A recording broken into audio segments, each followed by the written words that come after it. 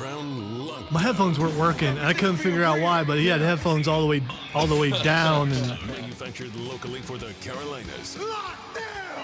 This is the Rob Brown Show. Get robbed. Only on The Fan Upstate.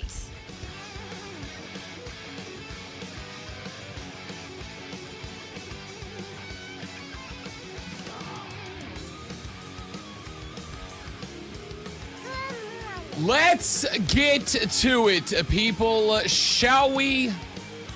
The Thursday morning edition of the Rob Brown Show starts now. Welcome in, people. Happy Thursday to you. I gotta tell you, I don't know if it is because of the expectations of next week. Got some interesting developments that took place yesterday. Still going to SEC Media Days. It's all set up. Don't worry. We're going to be live from the College Football Hall of Fame Monday, Tuesday, Wednesday, Thursday next week for SEC Media Days. Very much looking forward to that. Charlotte, North Carolina, the week after that for ACC Media Days. I found out yesterday that, and this is interesting because the other Media Days I've been to, it is not this way. But the Southeastern Conference does not provide you with interviews, right? Like they don't tell you, here's the time that guys are coming by Radio Row. Here's the time that you are scheduled with guys. They effectively say, if you want time with players, coaches, whoever, for an interview outside of their keynote address, then you have to set that up with the schools themselves. So I spent about an hour and a half, 2 hours yesterday emailing the sports information directors at every single Southeastern Conference school, asking for each of their head coaches to join us on the show. I spent a lot of time yesterday reaching out to the SIDs at every Southeastern Conference school and trying to organize a drop-by of at least their head coach. Now, you know, the schools that are bringing players that are on a national scale, the schools that are bringing players that are expected to be Heisman Trophy finalists, the schools that are bringing players that are expected to be game changers, etc. I asked for those players as well. But I didn't want to, I didn't want to set the expectations through the roof. I didn't want to be, hey, Alabama, I want Kalen DeBoer and all three of your guys, because I know that the SEC Media Days are, and this is just a reality of life, the SEC Media Days are going to be a lot busier and more well attended than the ACC Media Day that we attend every year. And I know that because that's just how this business works.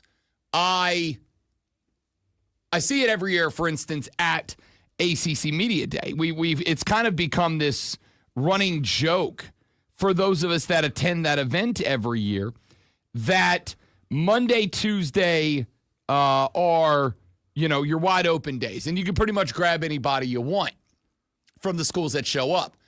When Dabo and the boys roll up on the final day of ACC Media Days, when Dabo and the fellas roll up on Thursday, the place becomes an absolute zoo.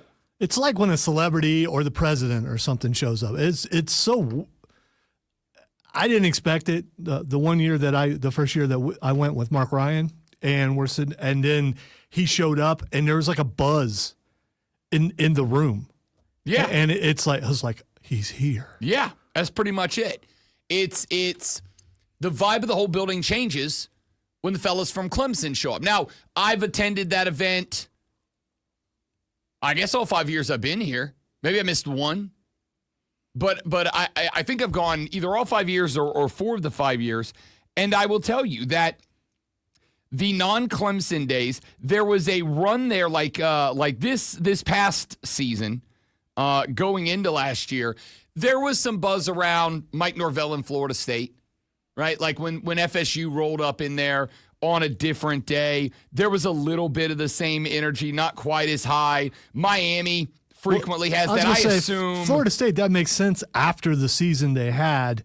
Probably not going to be a buzz this year. After the 13-0 season, when Norvell rolled in there, it kind of had the same buzz. I'm going to assume to some degree that same buzz will be there this year when Hoodie rolls up. Oh, yeah. I didn't even think about that. When Hoodie rolls up. Ooh, that's interesting. That's 2 weeks from now. You're going to be able to tell who gets the bigger pop. Yeah, and I've already got because the ACC asked for their request.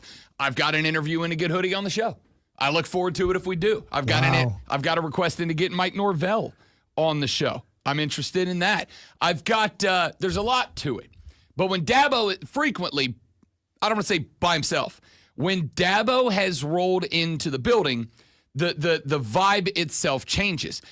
And while that's not necessarily going to be true about, say, Vanderbilt with Clark Lee and Diego Pavia, I got to imagine there's going to be buzz when Shane rolls in. The expectations are I was very going to high. say Shane, probably Kirby. I mean, expectations are going to be there for Kirby. The expectations are there for Kalen DeBoer. This is going to be a different overall vibe. It is the vibe that we make a point about talking about when Dabo and the boys roll up into ACC Media Day.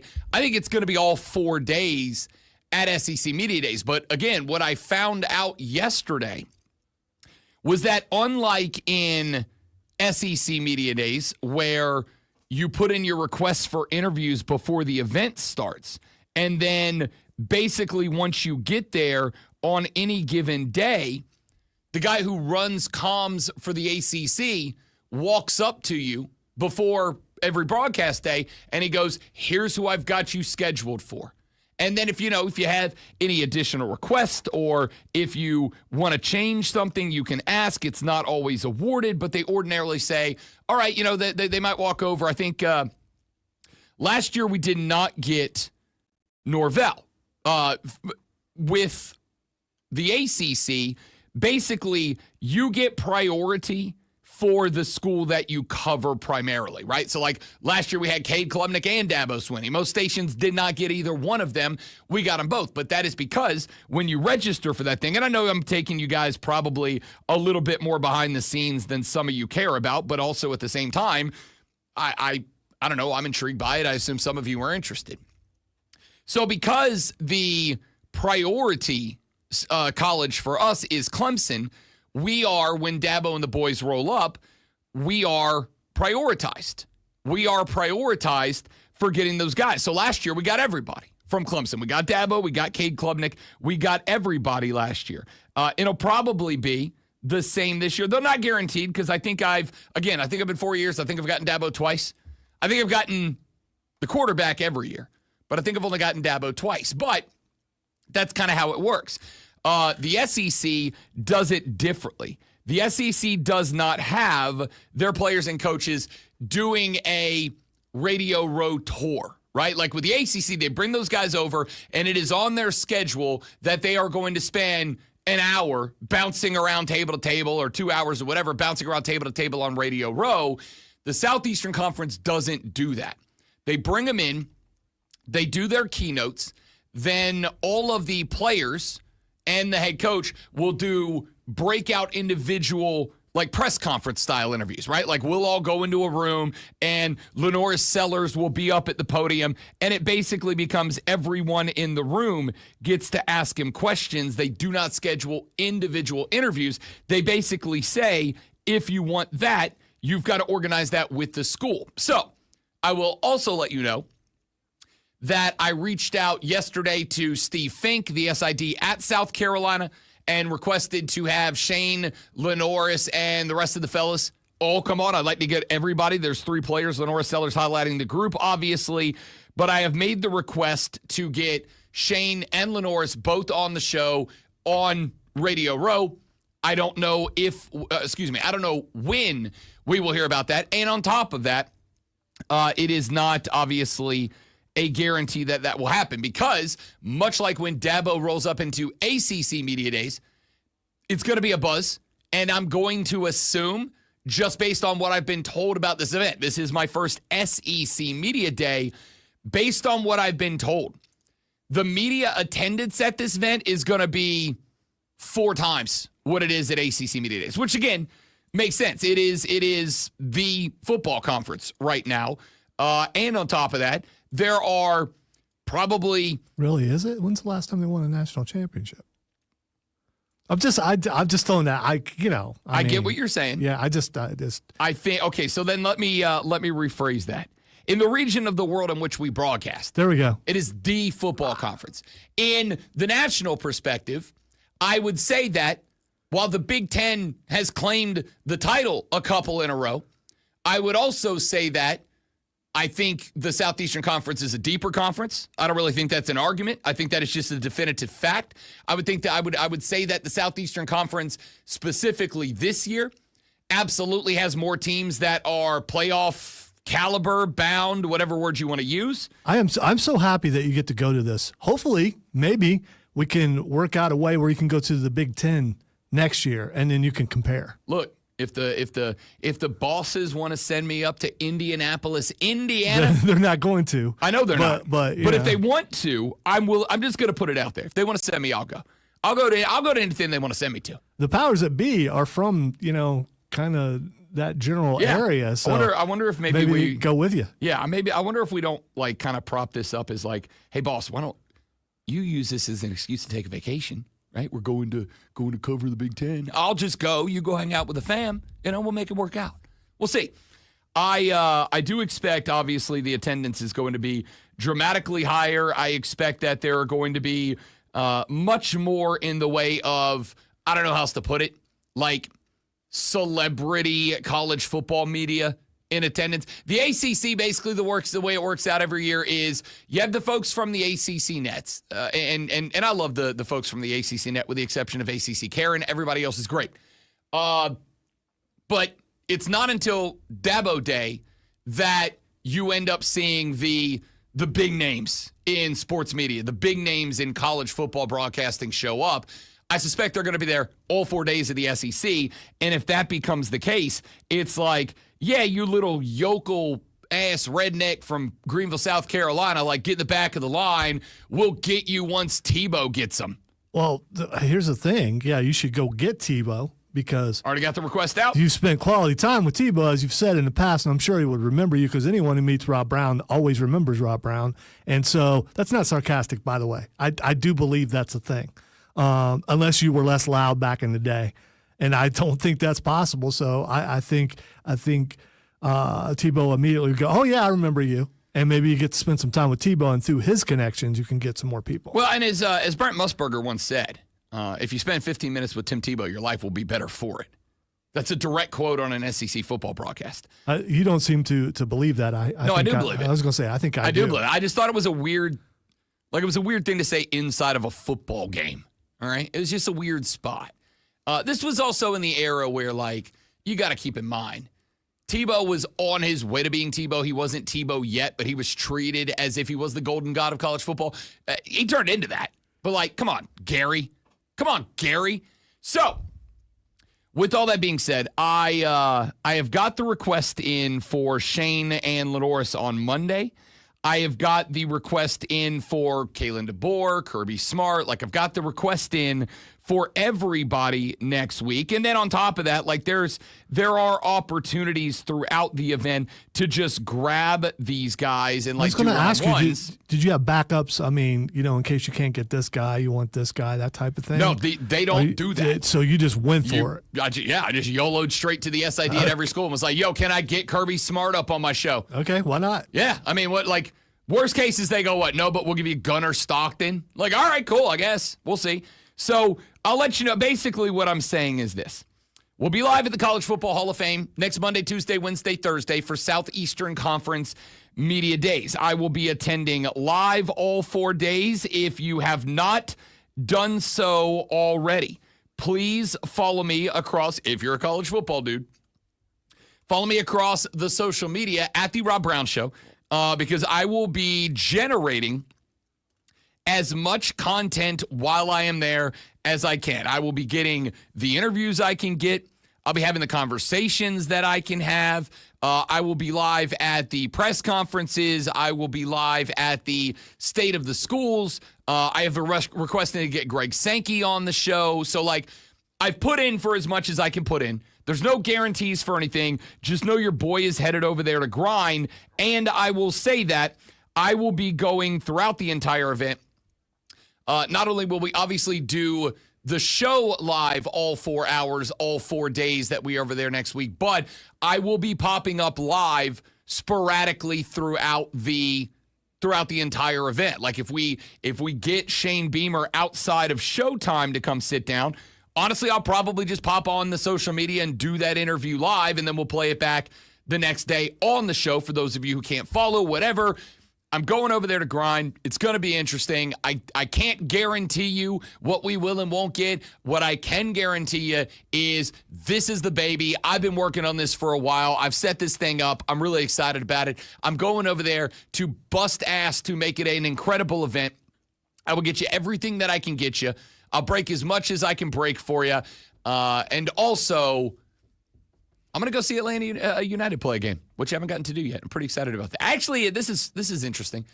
Despite Charlotte being right up the road, I've actually never been to an MLS game before, which is wild. Big soccer guy. Just never made it to an MLS game because the couple that I've wanted to go to, like Orlando City was in town this past weekend, but I had a bunch to do. Messi was in town a couple of months ago, but tickets to go see Lionel Messi play were like $180, and I'm like, I want to see him play. I don't know if I got that in the bank. I got a lot to get to. So, gonna go to an MLS game. I think I'm probably on.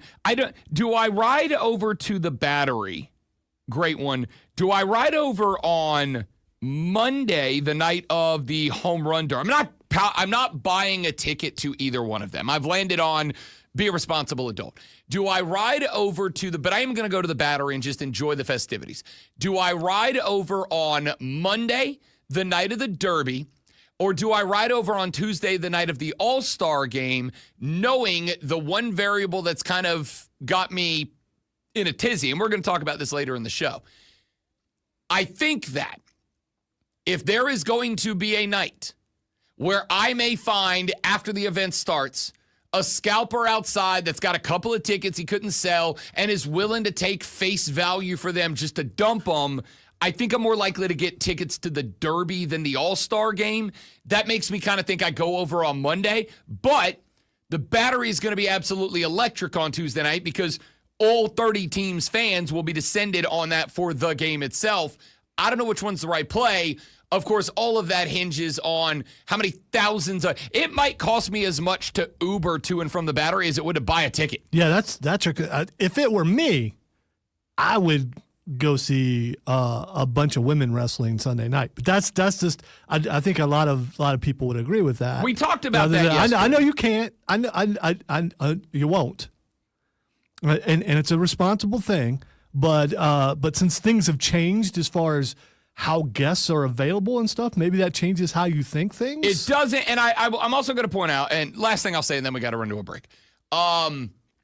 The registration for the event is Sunday from, I think, 3 to 5 or 3 to 7, something like that. So I'm going to leave here about noon. I'm going to get over there. I check into the hotel at 3. I'm literally going to run in, drop my bags off, get over to the CFB HOF. Once I get to the event, get registered, haul all the gear into the Hall of Fame and get it set up. Then it will be a matter of like, what time is everything open? Is everything set up? Am I able to test it and make sure it's connected and is working? Yada, yada, yada. If all that's good, I may very well go over there because they apparently there's a ton of tickets left this thing. They tarped up the upper half. They announced yesterday they're tarping up the upper deck for the WWE show because they just didn't do great tickets, which makes sense because Beyonce's in town. The MLB All-Star Game is in town. There's like 3 other big events happening around town. There's just too much attention. And by the way, that's what you get for trying to counter program for no reason. Okay.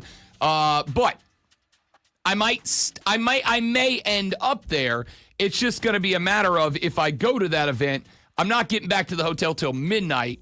And then if I got to be at the Hall of Fame the next morning at 4 a.m. and I got to leave the hotel at 3:30. Distance between where you are and where that is? Yes. Okay. It's about a 30-minute drive. Is it? Yeah. Oh, okay. So even if I take my own car that is still going to be get out of the arena, get to the car, get out of traffic, and it's right in the middle of downtown. State Farm is right in the middle of downtown.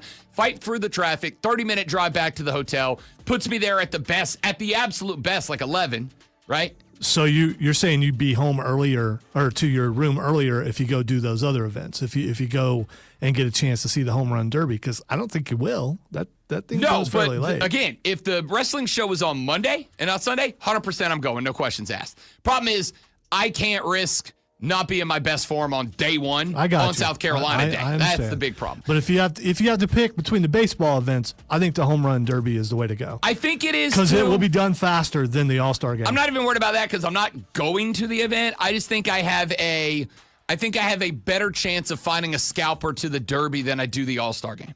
So we'll see. All right, that's more of a me problem than a you radio filler. But we're living through you, so I'm going to try to steer you the way that I want you to go. That's also fair. Live vicariously through me. All right, we got to take a break. We got a lot we got to get to, a lot we're going to talk about this morning on the show. We'll talk some college football when we come back here in just a moment from now. Josh Pate had some comments on Dabo Swinney. I want to play those for you and get your reaction to them when we come back on the Rob Brown Show in the Fan Upstate. QC. Be right back, guys. Stay right there for me. Get robbed. This is the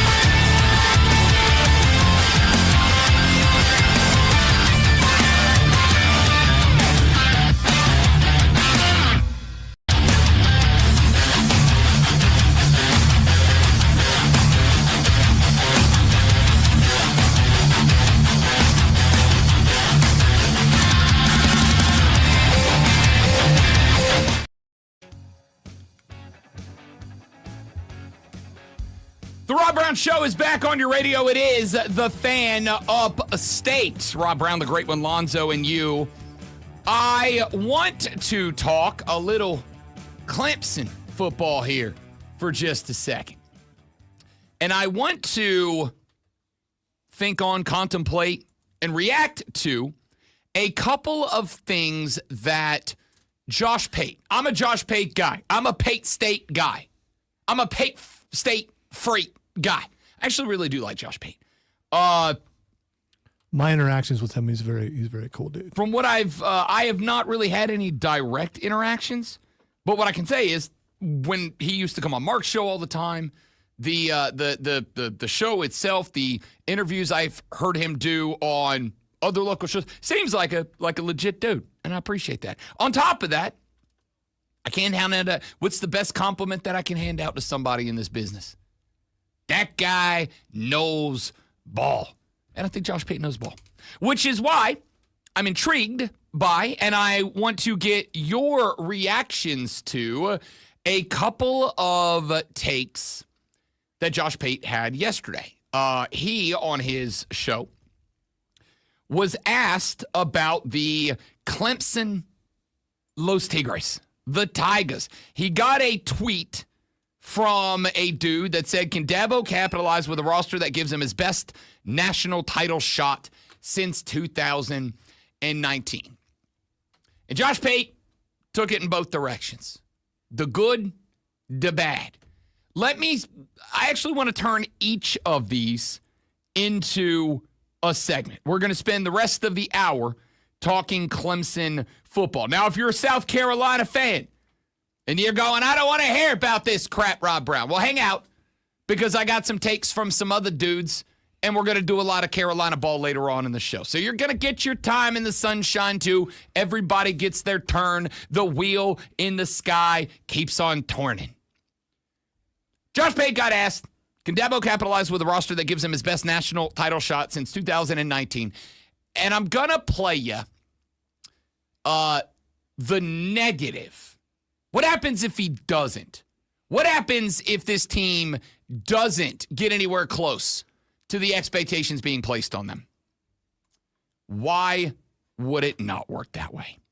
Why would my computer not say that? What would happen? I got to play it in a different software if Dabo doesn't get to that expectation. What if they fall off this year? What if they're just like 9-3 or 8-4? Not terrible, but well off the pace. Well, then you'd probably look at it. It wouldn't be disastrous. What it would be is a pretty telling sign that Clemson's time in that conversation may be done. And that'd be okay. Yeah, not for a Clemson fan. They'd hate that. But as the onlooker that's outside the bubble, you would look at it and you'd say, they had a multi-year run. They won a couple of national titles. They were the standard bearer in their league for a long time. Still are, by the way. Good for them. That was a good, solid run. Probably over. They're probably back in the pack now, but it was a good, solid run. So you can clearly tell why that's intriguing, because you got this fork in the road, and you can go one way or the other way. Now, there is a third path, which is just, I guess, not a fork in the road, where they're kind of equal to what they were last year. Maybe good enough to win the conference, make the playoff, but nothing more. And that kind of leaves you in the netherworld, like in between. But that's why it's so intriguing. It could go a number of different ways, but they legitimately could win the national title this year. So, again, we're going to circle back around, because that was the second half of the conversation where he talks about the negative. He talked about the other side, too, the positive. What happens if they go 12-0? What if they win the conference? What if they win the national championship? What does that mean for Dabo Swinney? What does that mean for Clemson? And we're going to address that, too. But I wanted to get the negative out of the way first. So, the reason that is intriguing to me is because Josh Pate just said, if they do not reach expectations, if they go 8-4, if maybe they don't win the ACC, maybe they do, but they get in and they're kind of bounced out early. He just said that anything shy of being a contender, I'm not going to say win it, but like, you're getting to the semis. You're getting to the Natty. Maybe you don't win it. You look like a threat. You go, damn, That team's really good. Maybe there's another team out there that's slightly better, but that team's really good. Anything if they go 8-4, 7-5, I would honestly say perhaps 9-3 might be a qualifier for this conversation. Well, any of those, unless they win the ACC, they're not going anywhere. Correct. So if they end up in any of those spots, and I would even go so far as to say, if they end up 9-3, but that ends up good enough to send you to the ACC title game, first off, the ACC would have to hang their heads in shame. That'd be embarrassing.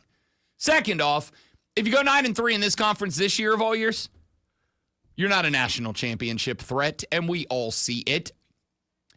He said, if they do not reach the expectations, and I would even go so far as to say it is fair. I am normally not on this wagon. I am now.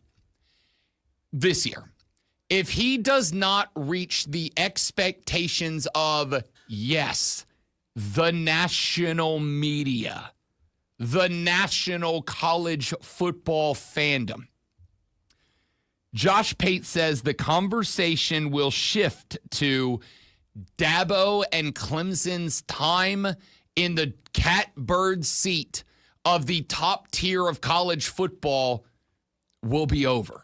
All right, so that's already happened. I mean, that happened a couple years ago. When's the last time that they legitimately were competitive for the national championship? Maybe they are what people say they are this year. Maybe they are. And they did make it into the playoff last year. But they had this they almost didn't make it. They had to get in and win that ACC championship or they would not have been in. So I think they've been out of this for a while. I think they've been out of it since Trevor Lawrence left. I don't think it's unfair, but I would take that conversation. It was a great run, though. I mean, I'm not disparaging the run. It was a great run, but they haven't had that level of quarterback to get them past the next level. Is Caleb Klubnik that guy this year? I would take that and I would add one more level to it because you're not wrong.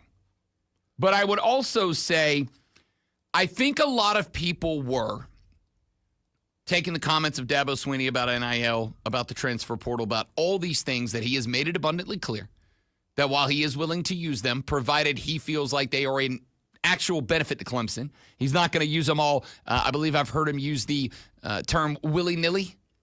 Well, he's not going to use them all willy-nilly.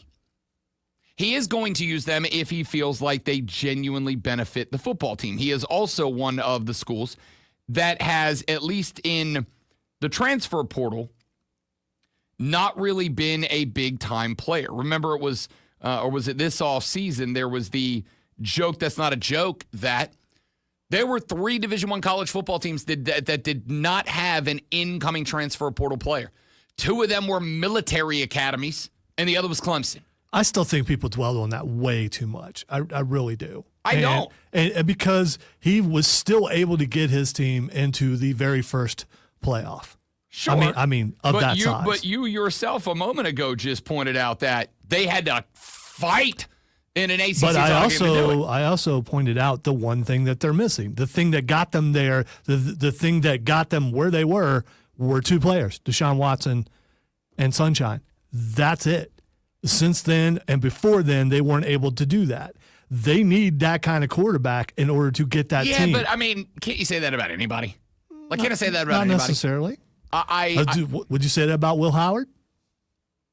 No, but I would also say Will Howard. Would you say that about the Michigan, J.J. McCarthy? Would you say that about him? No, but I'd have said that about Blake Corum, the running back. I think I'm going to say, no matter who you are, if you're a national championship contender, you got that guy. You got that dog. You got a Blake Corum. You got a Jeremiah. You got a Tebow. Like you got a one-name guy. If you're a Natty Contender, you got a one-name guy. So, blah blah blah. Back to the point that I was driving at there was, I think a lot of people kind of had Clemson.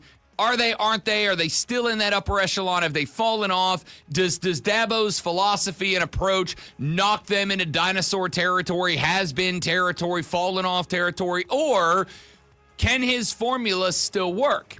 And I think the point that Josh Pate is making here, and I'm going to play you the other side of Pate's argument on the other side of this break.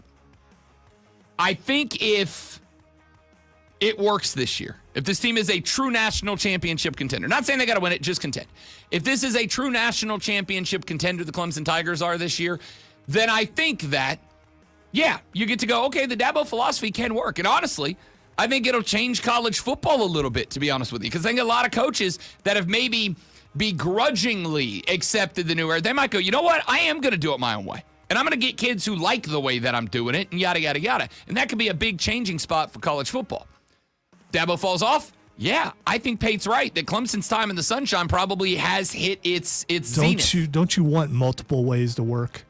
I mean, I think it would be awesome if there isn't only one way to get there. If there are multiple ways to get there. I mean, I think in most elements of life, that's how it is. I also think sometimes you just got to recognize that, like, the rules of the game are the rules of the game, and you got to play within them, even if you don't like them. We're going to talk more about that when we come back here in a minute, because that was the what happens if they come up short side of the discussion from Josh Pate. When we come back on the other side, he gave the other side of the coin. What happens if they do accomplish goals this year? What happens if they do make it to a Natty, win a Natty? What does that do for and say about Clemson? We'll address that next on The Rob Brown Show in the Fan Upstate. Join the debate and let your voice be heard on our show. This is The Rob Brown Show on the Fan Upstate. I'm Chuck Sanders. Here's the Sports Flash presented by Progressive.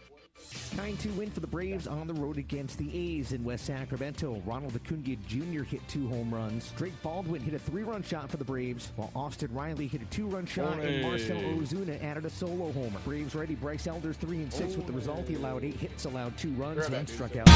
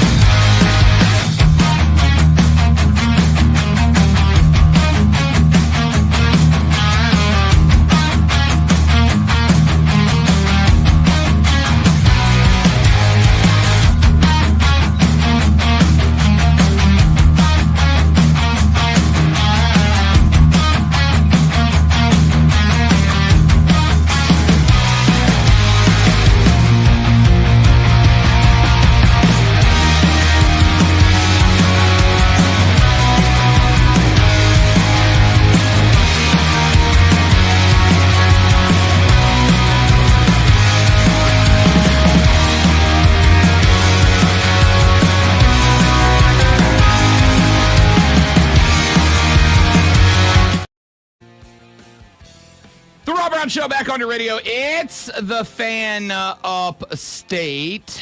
We were talking about the comments of one Josh Pate. Josh Pate did some conversating yesterday on his show about Dabo Swinney. Now, I played the second half of the conversation. He got asked the question, does Dabo have it in him this year with a roster that seems to give him his best chance at a national championship since the last time that he won a national championship? Can he pull it off? And Josh went one step further, and he was having the conversation about what it will mean for Clemson to or not to make it to that point. I played you the negative side of the conversation. I'm going to get you to the positive side of the conversation, but phone calls go first. 864-448-3772. Tony has been kind enough to call in and talk a little Clemson. Tony, welcome to the show, big dog. Good to have you. What's up, Rob? Good to be on the show. You guys do a fantastic job. Thank you, sir. To reiterate what the gentleman said, I think the state of South Carolina has two of the best 5 quarterbacks in the nation this year. Cade Klubnik could very well get an invite to New York. I mean, he comes from Texas, obviously. He was the Gatorade Player of the Year. He beat out the guy that took Texas to the national title last year. I can't remember his name. And obviously Sellers in Columbia is going to be a top 5 quarterback in the nation. He's turned down some ridiculous NIL deals. But Cade Klubnik was the number 1 dual-threat quarterback coming out of high school. The weapons on the perimeter and the interior defense performs with, I mean, they made the playoffs last year with 4 losses, I believe. But I think this is a year that Dabo's bought into the portal, bringing players in that he needs, that like recruiting them like high school players. This guy will not only take 3 years to develop, he's already developed. I get him in here, get him on our program, get him in our playbook, and he'll bring us rewards immediately, not waiting. So, yeah, Dabo kind of battled that. Like, I don't need the portal. I can recruit guys and do it like I've always done it. Well, he figured out real quick he couldn't do that. But I think Clemson brings the guys in this year. I think Cade Klubnik has, and I'm not even a Clemson fan, trust me. It pains me to say this. When I recognize talent, I just got to give them the love. And Cade Klubnik is a legit dual threat, 4.5, 4.6 quarterback with a good arm and with good wide receivers, can hit those holes and make those NFL throws. And obviously Lenore Sellers can too. And I'll never forget when Spurrier came to Carolina that he wanted that last game of the year, Clemson and Carolina, to have national championship implications. And I think this year the Carolina-Clemson game will have national championship implications with 2 of the best quarterbacks in the nation going head-to-head and with fantastic game, and just may the best team win. I appreciate it, Tony. Great call. Thank you very much, and I agree with you. I've said that a couple of times. Not only does it have national championship implications, I'm going to take it and I'm going to add on to that as an addendum, and I mean this. That game might win one of those 2 the Heisman Trophy, right? Like that. I think I have already put down on the nationally syndicated radio show. I have already put it down on other people's nationally syndicated radio program. And this is not blowing smoke. I got no reason to blow smoke. I think I can say with some level of honesty, I guess is the right word here, that I have never kissed the bouquet. I have never kissed the ring of any of the schools that we cover because I think that knocks my credibility as a host. And I think you can tell when hosts do that and when they're being genuine. I've never kissed the ring of either of these schools. When there's been problems, I talk about the problems. I have said on my show, I have said on the nationally syndicated show, I've said on BetMGM Tonight, I've said on You Better You Bet, I've said on, actually, during the summertime, during the summertime. That's now. About 3 weeks ago, I was on the SEC channel on Sirius XM with a couple of their hosts, and I said it there. I genuinely think Lenore Sellers and Cade Klubnik are both Heisman Trophy finalist possibilities. And if that ends up being the case, if both of them are at the Downtown Athletic Club, I think that last game of the year, assuming everybody's healthy and it's the game we all want it to be, I think that game might win one of those two the Heisman Trophy. I'm still not completely sold on Cade. I'm not. Has he developed each year after year? Absolutely he has. But I'm still not. I don't think he's at that level. You're not alone in that, by the way. You're not alone in that. I mean, we got Jacob in the chat who said, I don't get all this Cade hype. Like, honestly, he's not that good, and he chokes under pressure. I genuinely don't understand. I'm not trying to be an ass. You're not alone. I've got people on these shows that I was just telling you about that have pushed back against it, and I'm good with it. I'll tell you what I think he does this year, which is what Dabo's asked him to do the last couple of years, which is run the football, be the dual threat, A. And B, I think he's got the best wide receiver core he's had as a starting quarterback. I just don't think he's had weapons around him. We're going to come back to that later because I want to finish up this Josh Pate discussion that we were having. We played you the negative commentary in the last. What happens if Clemson does not reach expectations? Well, what the hell happens if they do? What if they are a national championship contender, winner? Here's what Josh Pate had to say about that. Fork in the road moment. Because if they win the national title this year, I don't know that I've ever seen a bigger I told you so in the history of this sport. If Dabo Swinney, after several years of having people tell him he's going about the portal era the wrong way, he's going about the NIL era the wrong way. After all that, I'm included in that. So I am over here with the people who, to a certain degree, said that about him. If after all that, not only does he stay afloat, but he wins a national title, I don't remember a bigger I told you so in the recent modern era of college football. It's one thing if he ignores it all, stays the course, and just keeps his head above water. If they win the whole thing, the storybook says he drops the mic and rides off into the sunset and goes and signs with ESPN and takes over on College Game Day for Lee Corso or something like that. I don't know that he would ever do that. I'm just saying that's what the storybook ending would be. Because he certainly has nothing left to accomplish. He already has his legacy sealed. It's not even a legacy thing. It's just it would be a testament to about 10 different things.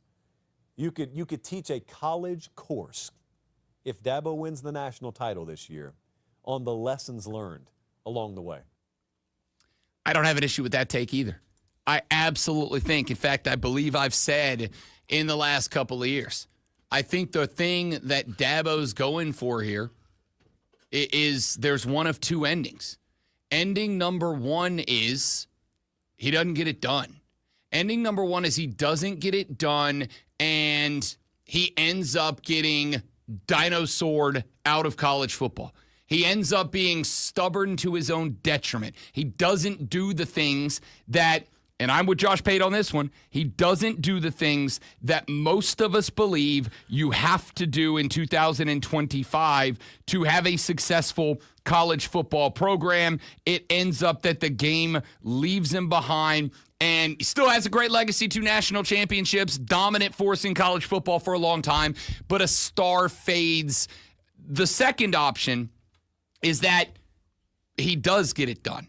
And the result of that is, metaphorically speaking, that Dabo looks at me and Josh Pate and a large number of you, including, by the way, a large number of you Clemson fans, and he goes, bang, double birds, bleep you all, see. I told you so. By the way, I don't believe for a second that they have a shot. But if they were able to do it and win the whole thing, the one thing I disagree with Josh Pate about is that Dabo would retire. He's not going anywhere. No, I don't think so either. Yeah. I like I said, he said in that, he's like, I don't think this is what happens, but it would be the opportunity where he could say, I don't need to stick around and do this. I've proven my point. I am amongst the all-time elite, I'm good, whatever. I'm with you. I think What I don't understand is all the people who want college football to be the way it was. Why are they not rallying behind the one guy who's trying to keep it that way? Well, why are they not? Why is Dabo not their champion?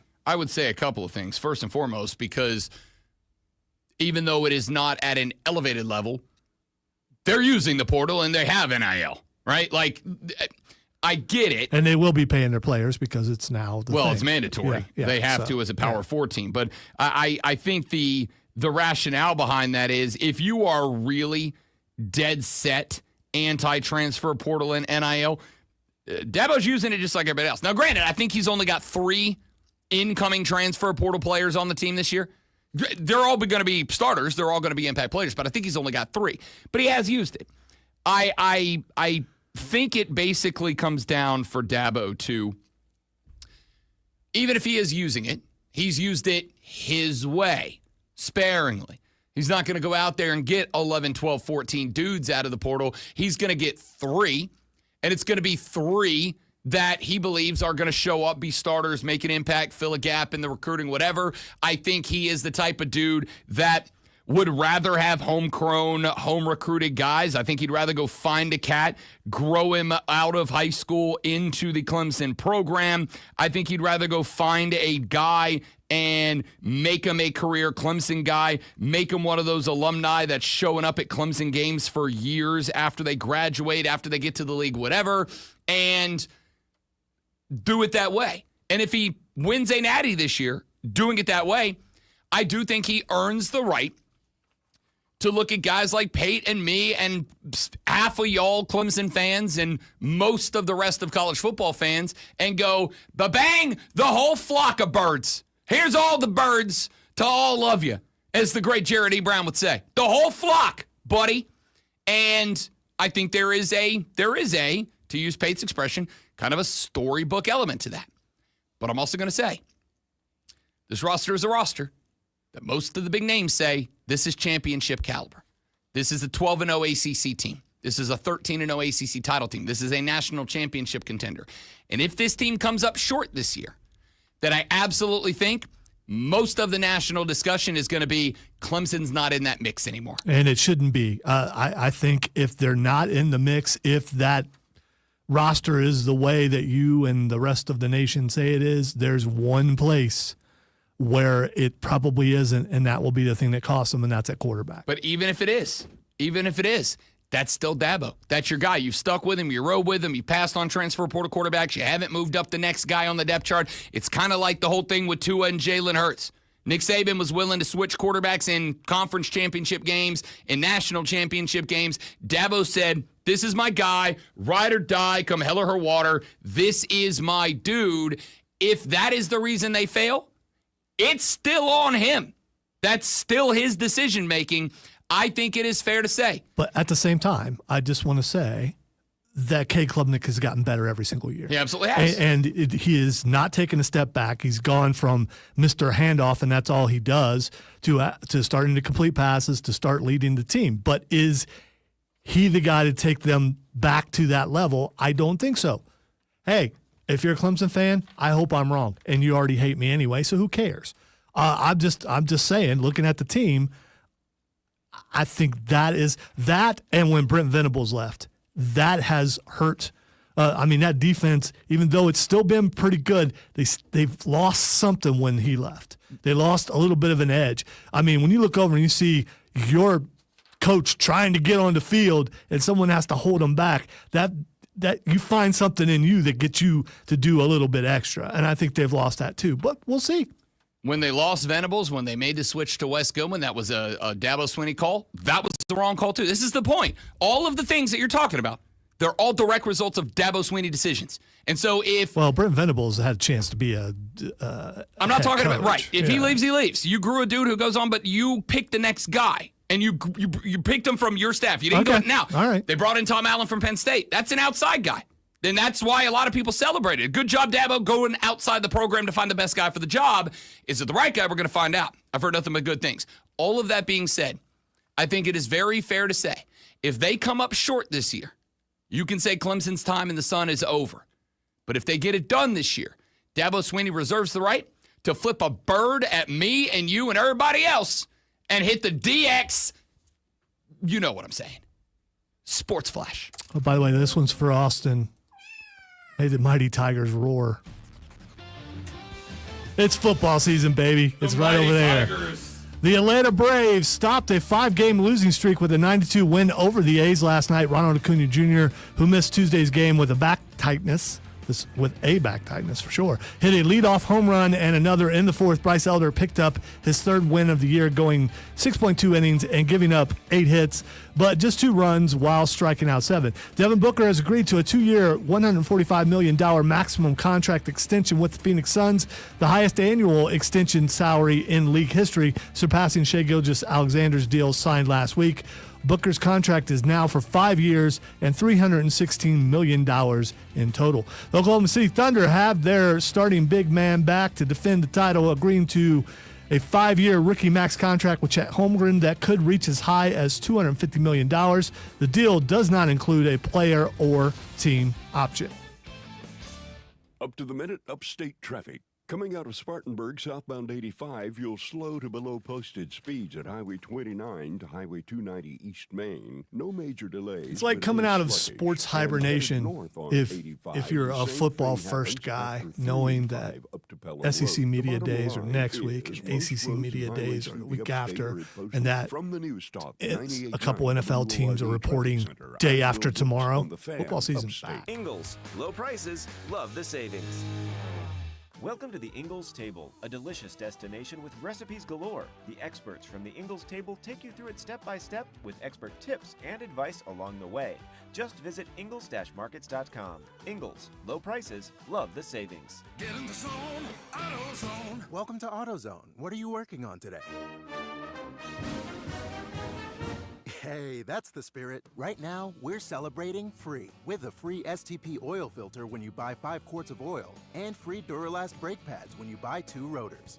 Like always, free battery testing, charging, and recycling at every store. Celebrate free at AutoZone, now through July 28th. Get in the zone, AutoZone. Restrictions apply. Still getting around to that fix on your car? You got this. On eBay, you'll find millions of parts, guaranteed to fit. Doesn't matter if it's a major engine repair or your first time swapping your windshield wipers. eBay has that part you need, ready to click perfectly into place for changes big and small. Loud or quiet, find all the parts you need at prices you'll love, guaranteed to fit every time. But you already know that. eBay, things, people, love. Eligible items only. Exclusions apply. Hey, it's Rob Brown from the Fan Upstate, and we are taking you inside the heart of college football season. July is here, and starting this Monday, we are live in Atlanta at the College Football Hall of Fame for SEC Media Days. Then we roll into Charlotte for the ACC football kickoff. Hear the coaches, the players, and all the bold predictions for Carolina and Clemson as the countdown to college football kickoff hits full speed. Brought to you by your local Ingles Market. Low prices, love the savings, and live right here on the Fan Upstate and the Odyssey app. The Fan. Upstate. WYRD Greenville. WORD Spartanburg. WFBC HD3 Greenville. W249DL Greenville. W246CV Spartanburg. The Fan. Upstate. An Odyssey sports station. Warning. Man, check this out. You're on official Rob Brown lockdown. Represents being real. Yeah. Manufactured locally for the Carolinas. Lockdown! This is the Rob Brown Show. Get robbed! Only on The Fan. Upstate. Can you dig it? Cracker!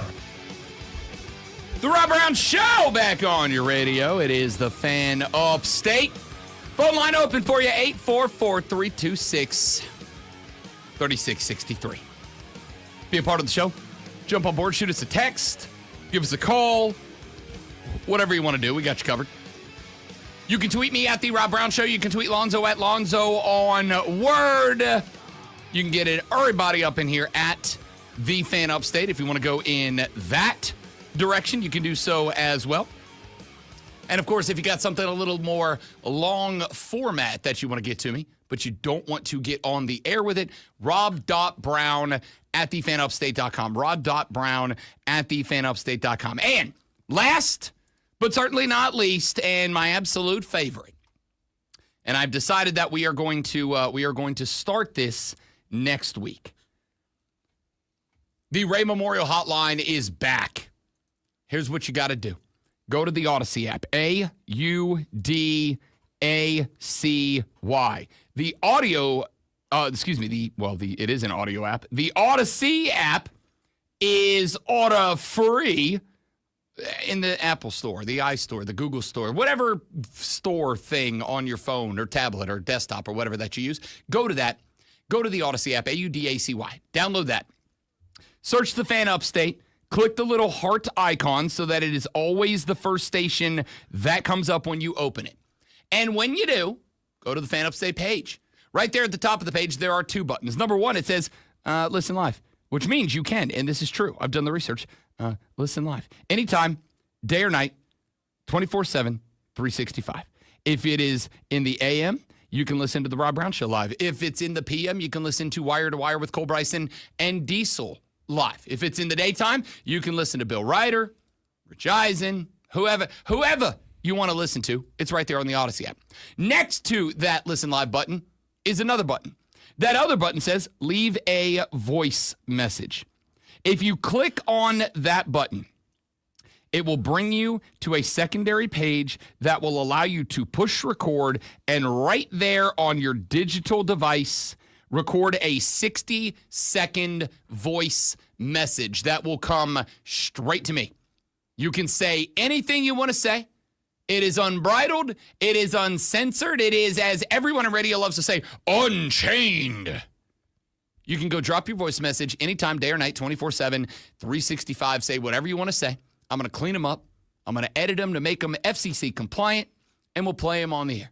Next week, I've decided, and I don't know yet if this is going to be an everyday thing. I don't know if this is going to be like a one segment a week thing, but we are going to have a Best Ray Memorial Hotline Message of the Week thing that we do.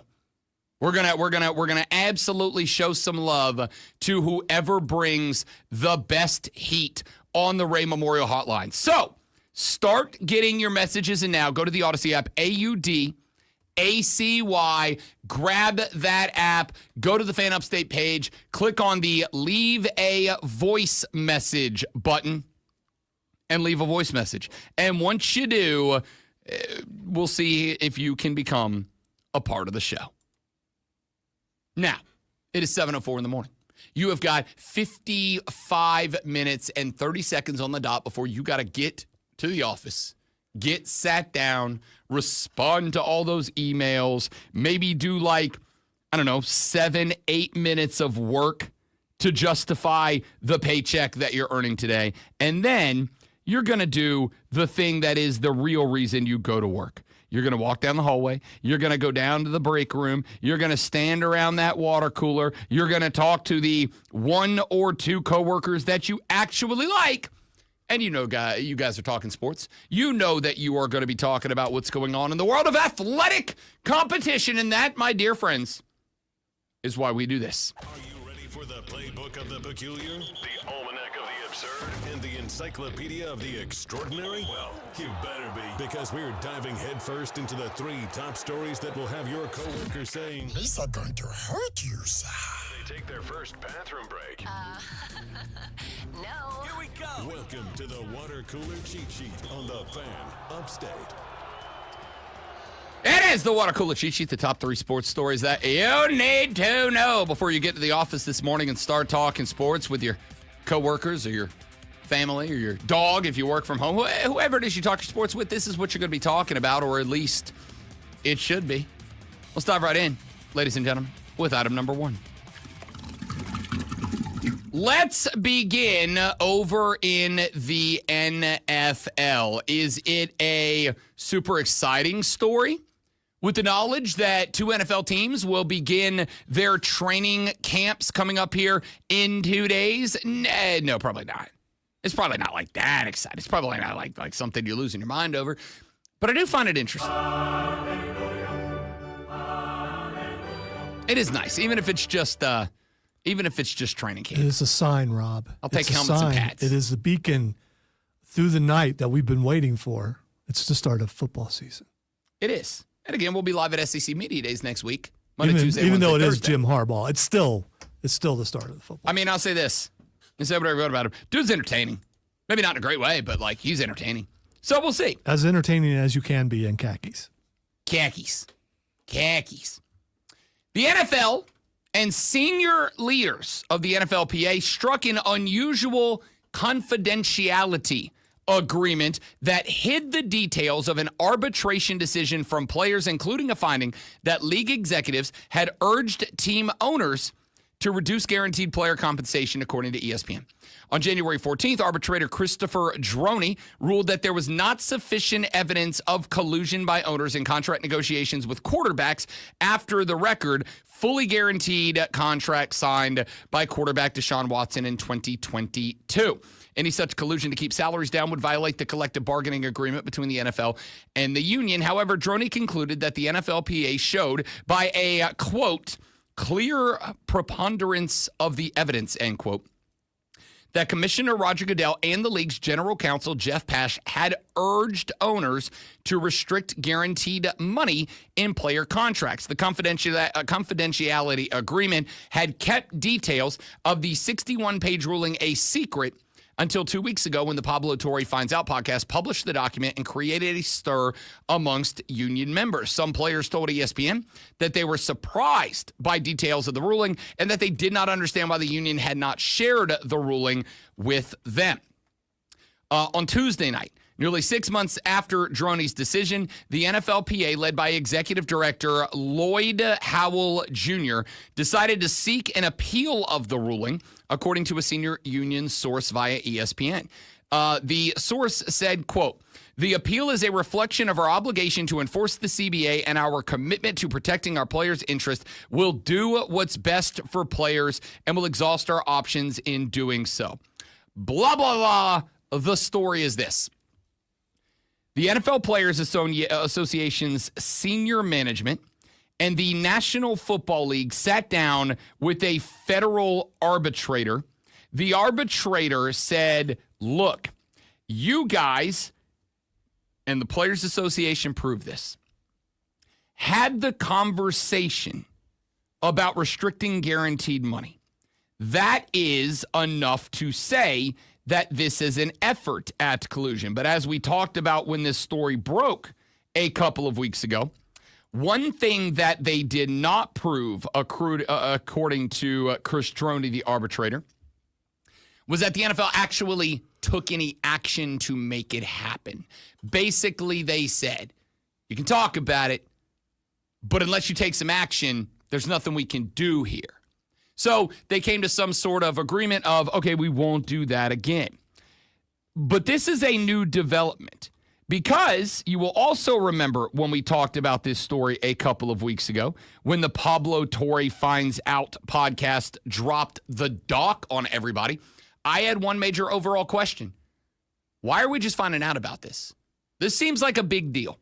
This seems like something that if it's not a big deal to me and you and everybody else, it feels like it would be a massive deal to players.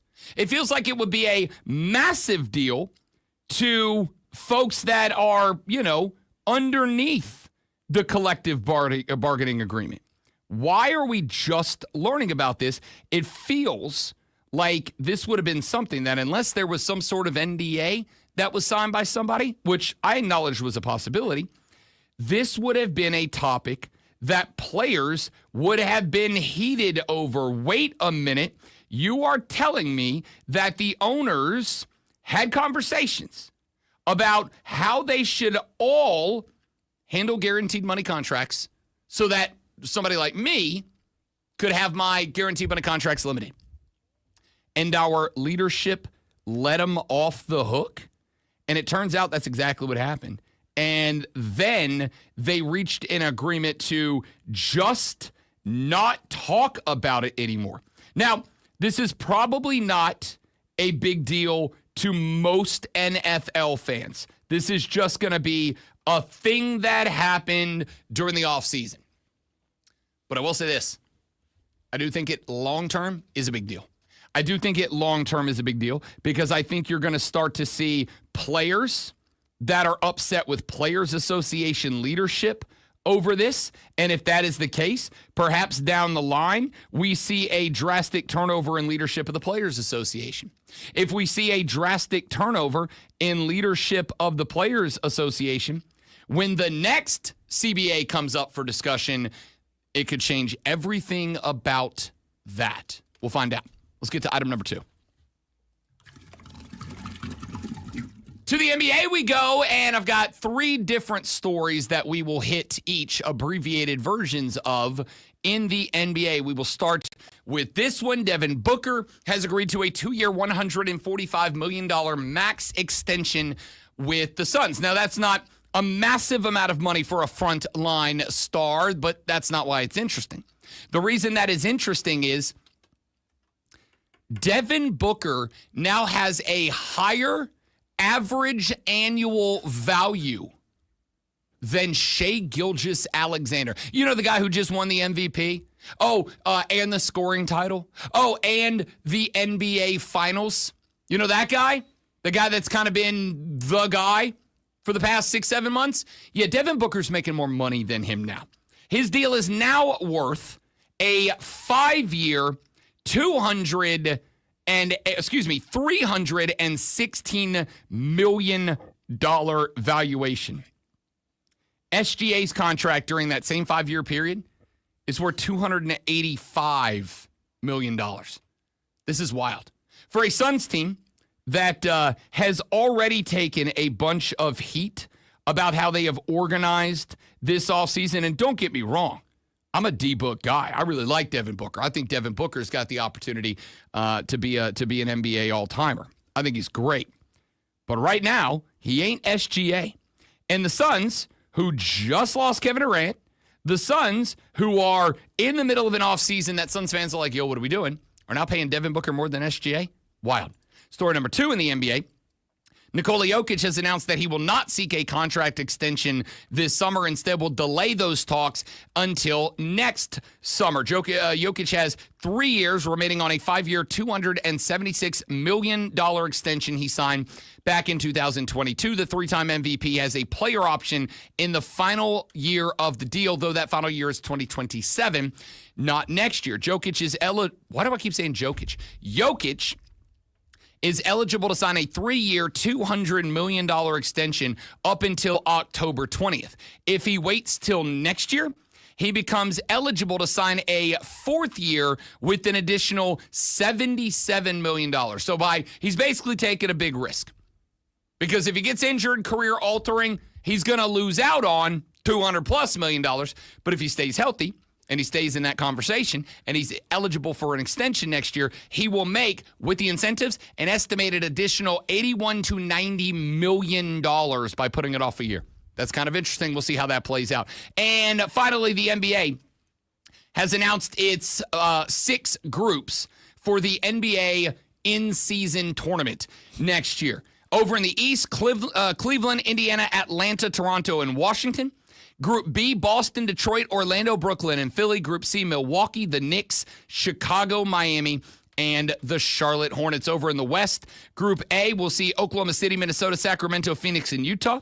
Group B, we'll see the Lakers, the Clippers, Memphis, Dallas, and New Orleans. And Group C will include Houston, Denver, Golden State, Portland, and San Antonio. I know you are all stupid excited about this year's NBA in-season tournament. Everybody's laughing like me.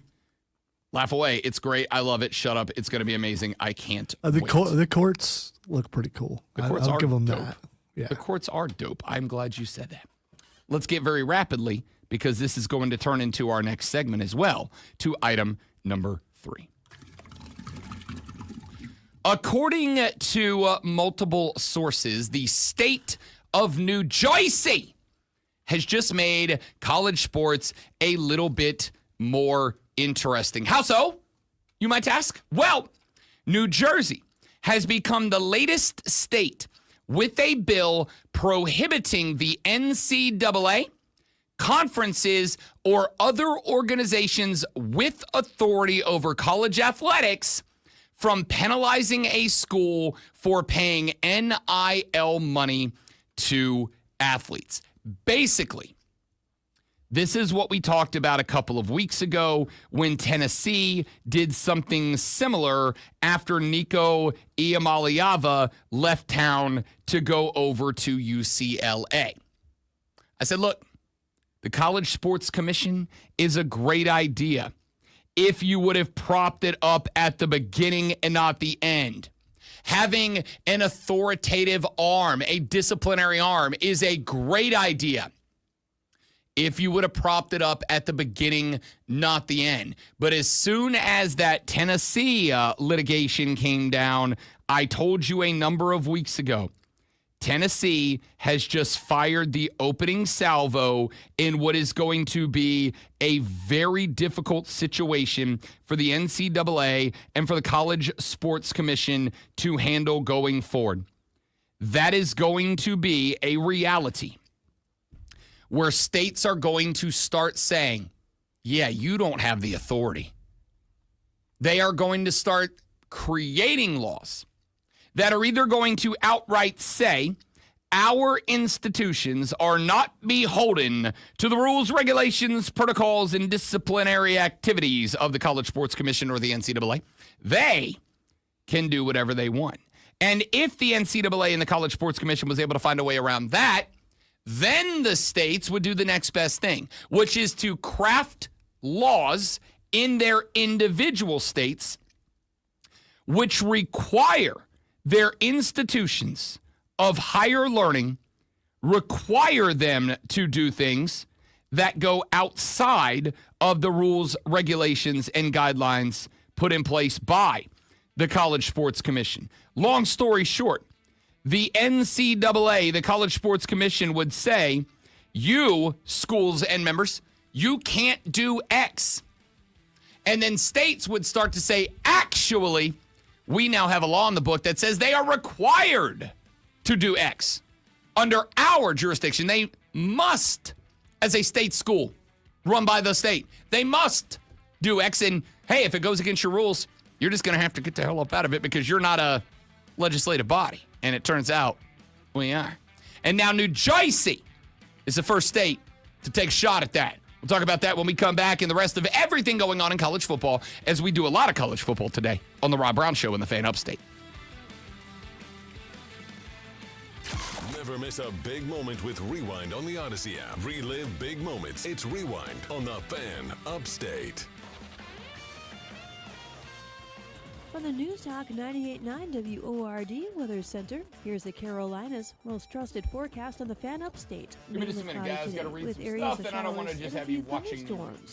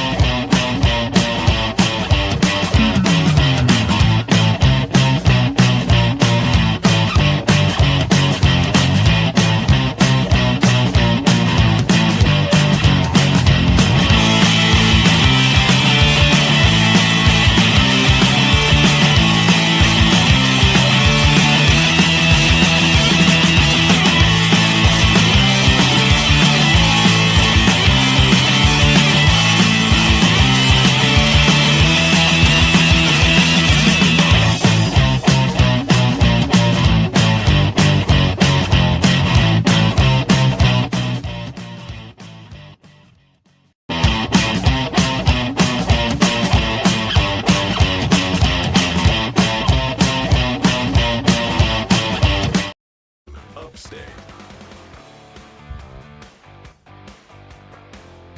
Not terribly long ago, the state of Tennessee, the volunteer state, started crafting laws that would require their state institutions effectively to do things that they, I think at the time, and probably still fair to say today, assumed are going to become prohibited actions under the new College Sports Commission.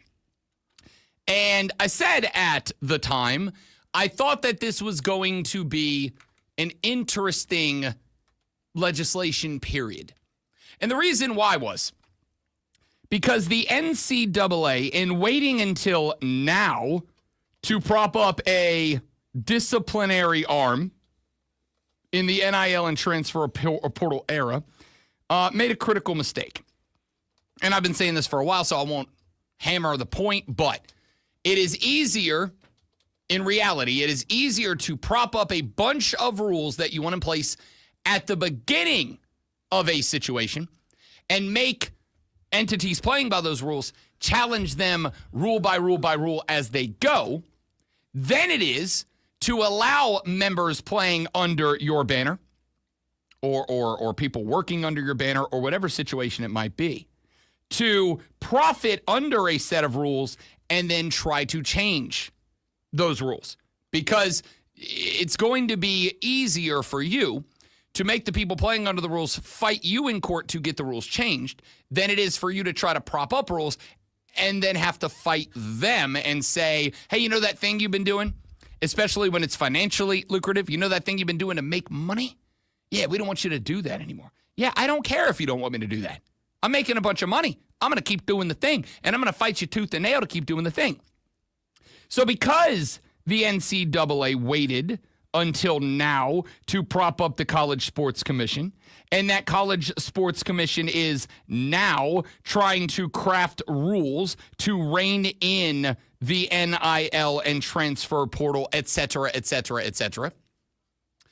What is happening is not only are players and athletes starting to challenge it, but states are looking at this going, wait. We want to make sure that we are giving our institutions the best opportunity that they can have to be prolific in college athletics, to be profitable in college athletics, et cetera, et cetera, et cetera. Tennessee started it. New Jersey is next in line. Now, I'm not going to read this whole bill to you, but I do want to give you the parts that I think are the most interesting. And then I'll tell you why.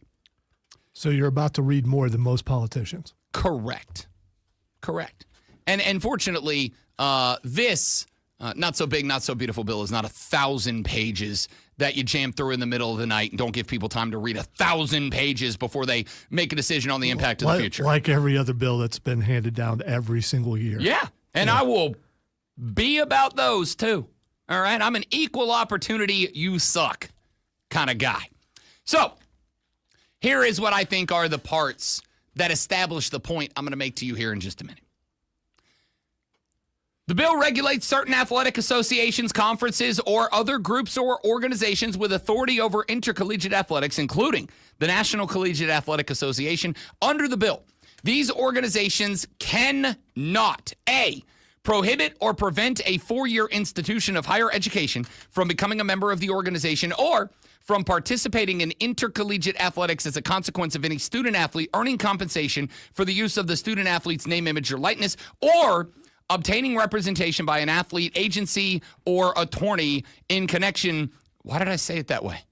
What was that? Why did I stick a U in there unnecessarily? Attorney in connection. This is New Jersey, right? Yeah. So yeah, that's why. That's what it is. It's creeping in there. Hey, you can't hit my dude because he got a guy. You know what I'm saying? or obtaining representation by an athlete, agent, or attorney in connection with issues related to name, image, and likeness. Number 2, take any other adverse action against the four-year institution of higher education or any other related entity of an institution for actively permitted by the bill, activity permitted by the bill. Penalize, number 3, penalize a four-year institution of higher education or a student athlete or prevent them from participating in intercollegiate athletics due to a violation of the organization's rules and regulations concerning name, image, or likeness. 4, prevent a four-year institution of higher education from compensating a student athlete for the use of the student athlete's name, image, or likeness. 5, prevent a four-year institution of higher education or any related entity of an institution from identifying, creating, negotiating, facilitating, supporting, or engaging with, assisting with, or otherwise enabling a name, image, or likeness opportunity for a student athlete. The bill provides that a four-year institution of higher education or any related entity of an institution that is subjected to any actual or threatened complaint, investigation, penalty, or other adverse action of any organization with authority over intercollegiate athletics for engaging in activities permitted pursuant to the bill may bring an action to recover additional actual damages and reasonable attorney fees and may seek injunctive relief and any other remedy available at law or in equity. Blah, blah, blah. What's all that legalese mean, Rob? Well, Rob is not an attorney, nor did he stay in a Holiday Inn Express last night. But here is what I took away from that. You may get bored by the legalese. I understand. Let me see if I can put that down in a way that makes sense to you. Please do, because I lost it after like the first 2 sentences. It's just like, oh. Basically, what it says is, hey, NCAA. You can't do, bruh. That's basically what it says. I understand that. Yeah. Why didn't you need to say that? Because you're not really going to pass a bill that says New Jersey Bill number 310.1-2. Hey, NCAA, go yourself. But it's New Jersey, so if any state were to do that, it would be New Jersey. It would be New Jersey.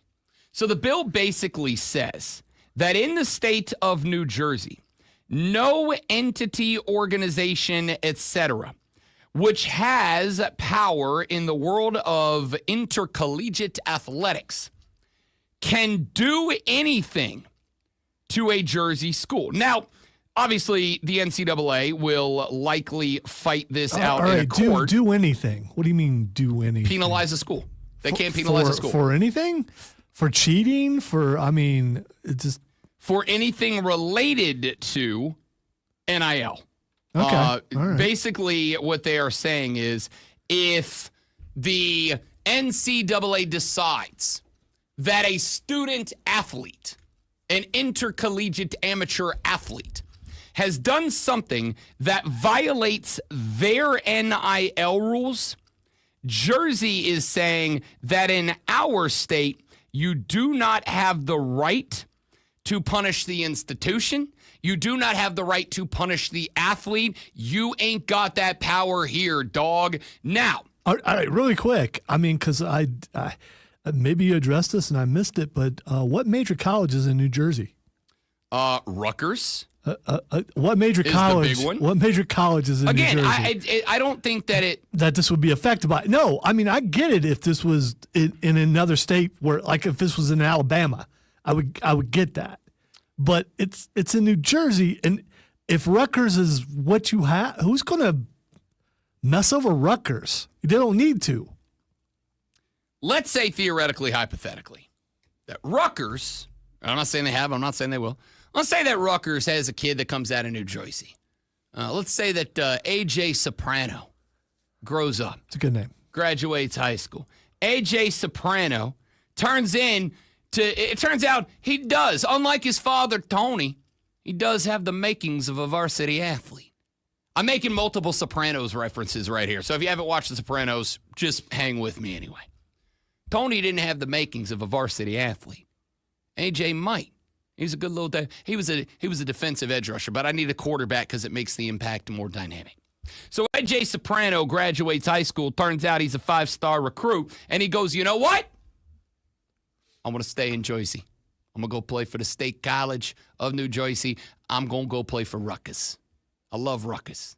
So he says, I'm going to go play for Rutgers. And then when he gets to Rutgers, wouldn't you know it, just like that, he gets a massive NIL deal from a local business. Let's say it's a, garbage and sanitation company. All right?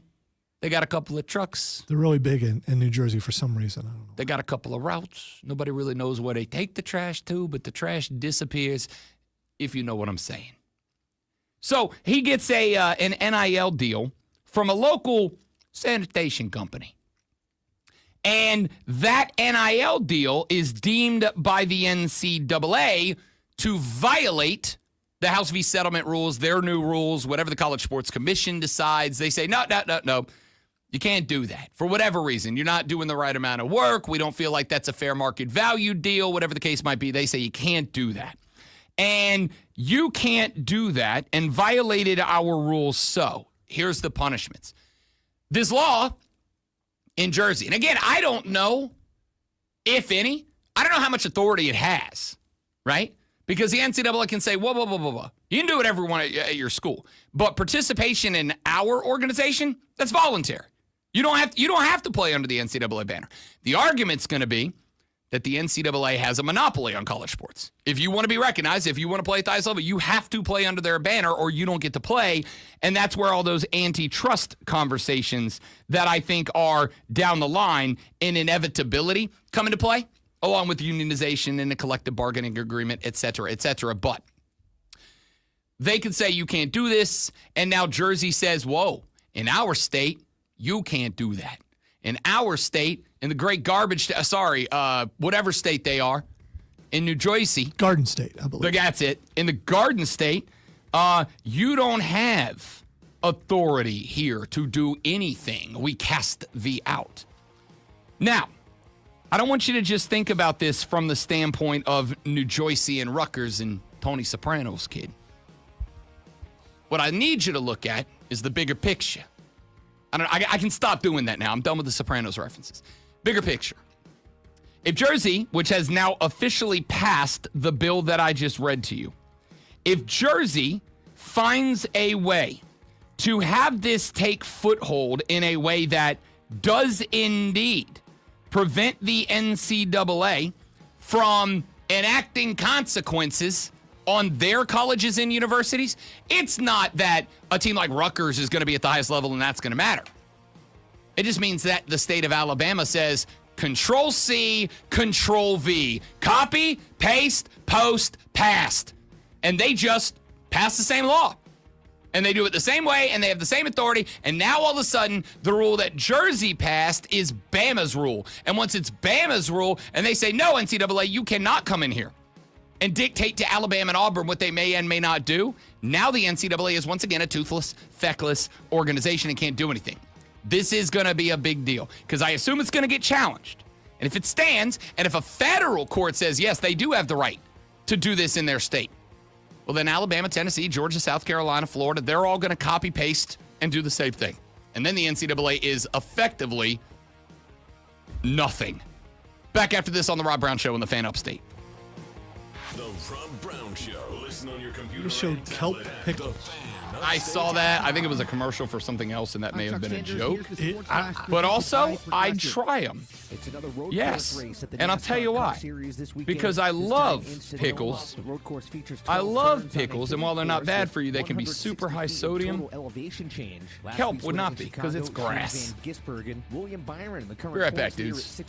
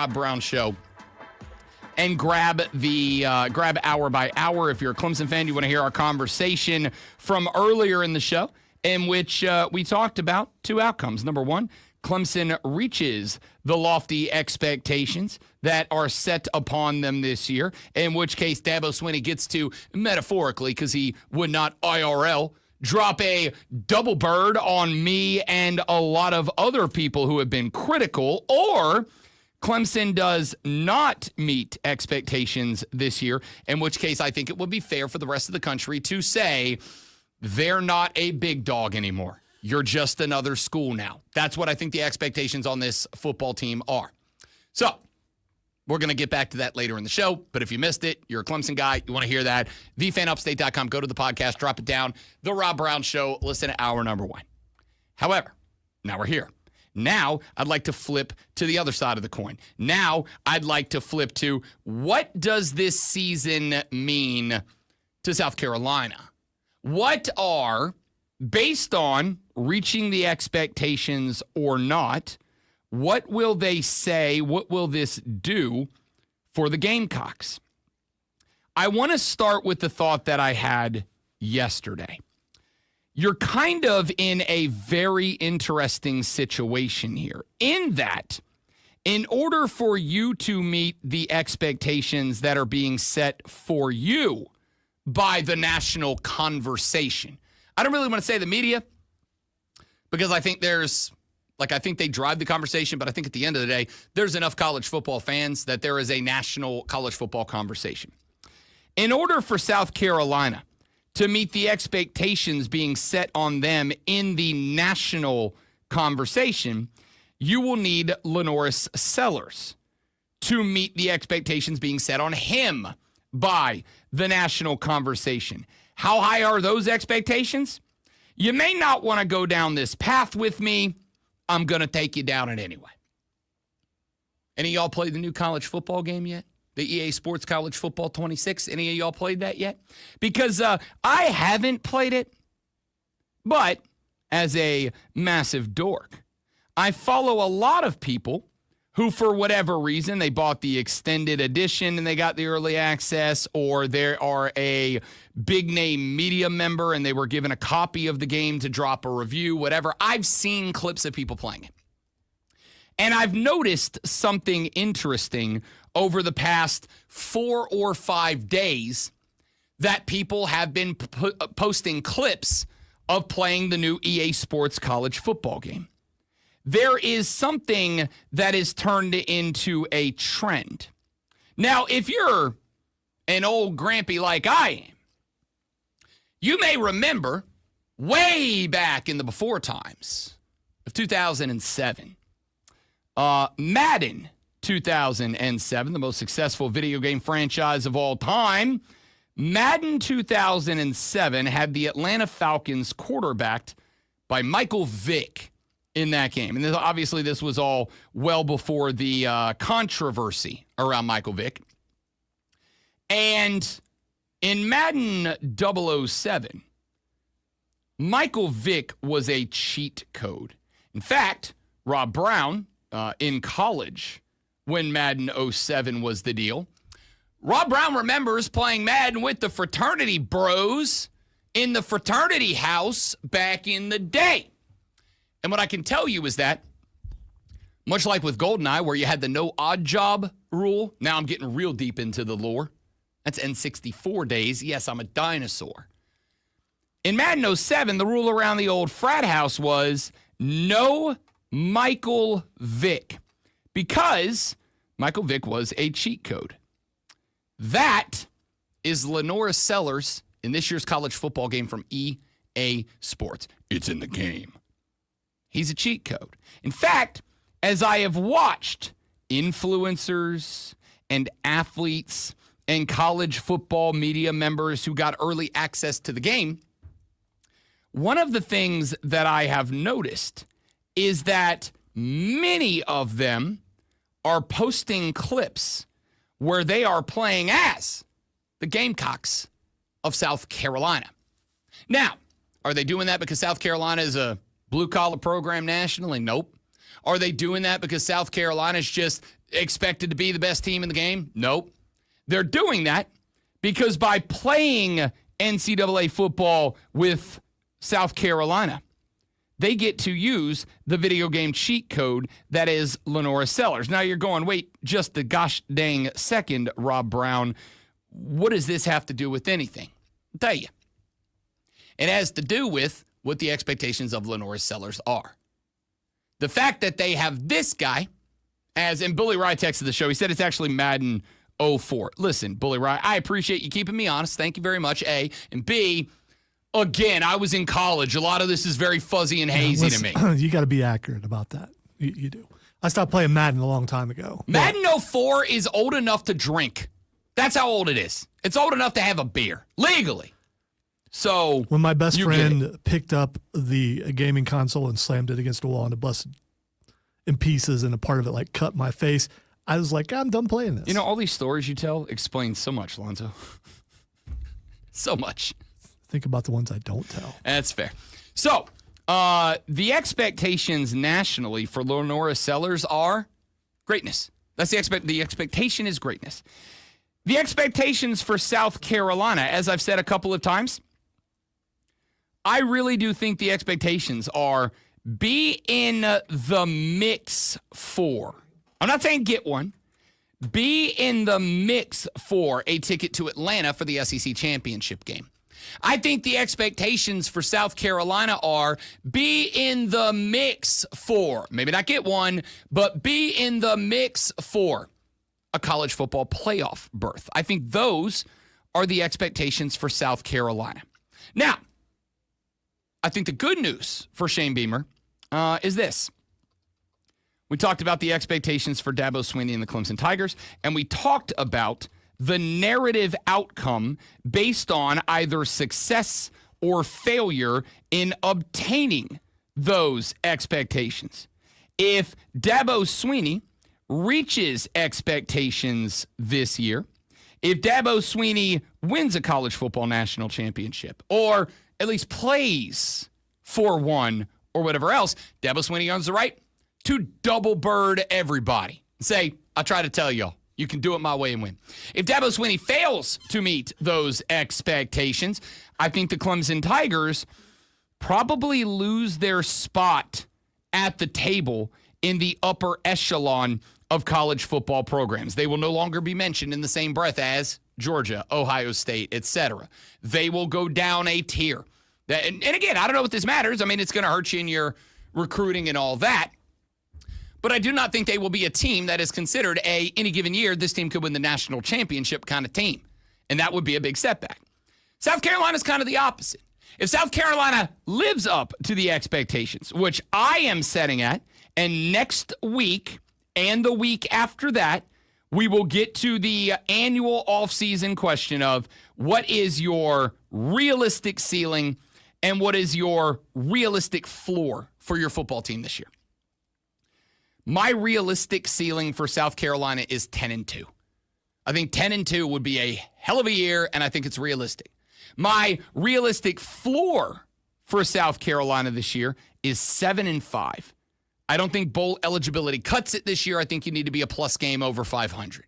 If they fall to that or below that, while I think next season may include some tough conversations, I also think that I would be willing to give a little more grace than I will Clemson.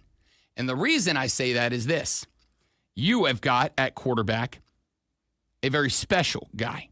You have got a guy at quarterback that is so hyped up right now that the most played team in the new college football game of those that have the early release access, the most played team on that game right now is your team, and it is because you're a quarterback. It's kind of like when Tebow left Florida. It's kind of like when Trevor left Clemson. When that quarterback leaves, there will likely be a reset in expectations just because of how good he is. Or, I should say, how good people expect him to be. He's expected to be a very special player. He is expected to be a guy that is in the top tier. And wasn't bad last year. No, he was very good last year. Again, his second half stats are as good as any quarterback in college football. And the expectation is he's going to carry that Momo into this year. If he lives up to those expectations, South Carolina will live up to theirs. If they live up to theirs, I think South Carolina the year after that starts to be discussed the same way that some other teams just outside the Ohio State-Georgia tier are discussed. Honestly, if South Carolina meets their expectations and Clemson does not, I think South Carolina will be considered on par with Clemson the year after that. And that boosts your recruiting, that boosts the amount of money coming in, whatever. So I think the drawback for Clemson not meeting expectations this year, dramatically worse than the drawback for South Carolina not meeting expectations. I think the benefit of meeting expectations is dramatically better for South Carolina than it is for Clemson. Because if Clemson does it, you go, great, we expected that. Double bird from Dabo, great. If South Carolina meets their expectations and they're an SEC title game threat, they're a playoff team, if they get into that mix, everybody's going to look at Columbia and South Carolina and go, damn, Shano figured it out. We'll talk more about this in the next hour. Let me get Kevin in here before we run to the top of the hour break. Big Kev, welcome back, fella. My dude, what's happening? What's the word, brother? Hey, man, I'm just glad that college football on the game system came back. Like, like you talking about cheat codes. Like when Reggie Bush and Matt Lyon and all them boys, that was cheat codes. You didn't, like, if you went to go play the game somewhere, if you play with them, you got to go play with somebody else just so you can try to play, like, at least make a game out of it, because everybody, and they actually had a backup quarterback that was like a Mike Vick, but you never seen him play when Matt Lyon was there. I could never think of who he was, but he was something serious, man. I am so glad that this college football game is back. I would love to just sit around. See, everybody play online now. You got to get back to going to your homie's house and sitting around 20 deep in the back room playing the game. I don't want to see us 40-year-olds over there posted up playing the game no more, but I need to see that back with the young ones. I do want to see that back. Listen, some of the best members, man, I was talking about it earlier. GoldenEye N64, when that game dropped, it was like one of the first multiplayer first persons where it had the 4-quad screen and you sat in the room with the boys and you just cussed each other out in your 8th grade bad words. And that's like bonding time. That's it. I will say this, as a 40-year-old who doesn't want to leave his house more often than he does, Kev, I think it's fantastic that I can pop on Xbox Live and I can call my boy on the headset, but then also I can just take my pants off and go to bed. Like, that's a big benefit for me, but I am damn glad the game's back. And then you talking about the N64, man. Hey, man, I remember the Atari and sitting around playing Mario Brothers on the Nintendo all day long. When you are playing Duck Hunt for 2 hours, I'm going to need you to do something else with your life. Like, but that's what we did, and I love it.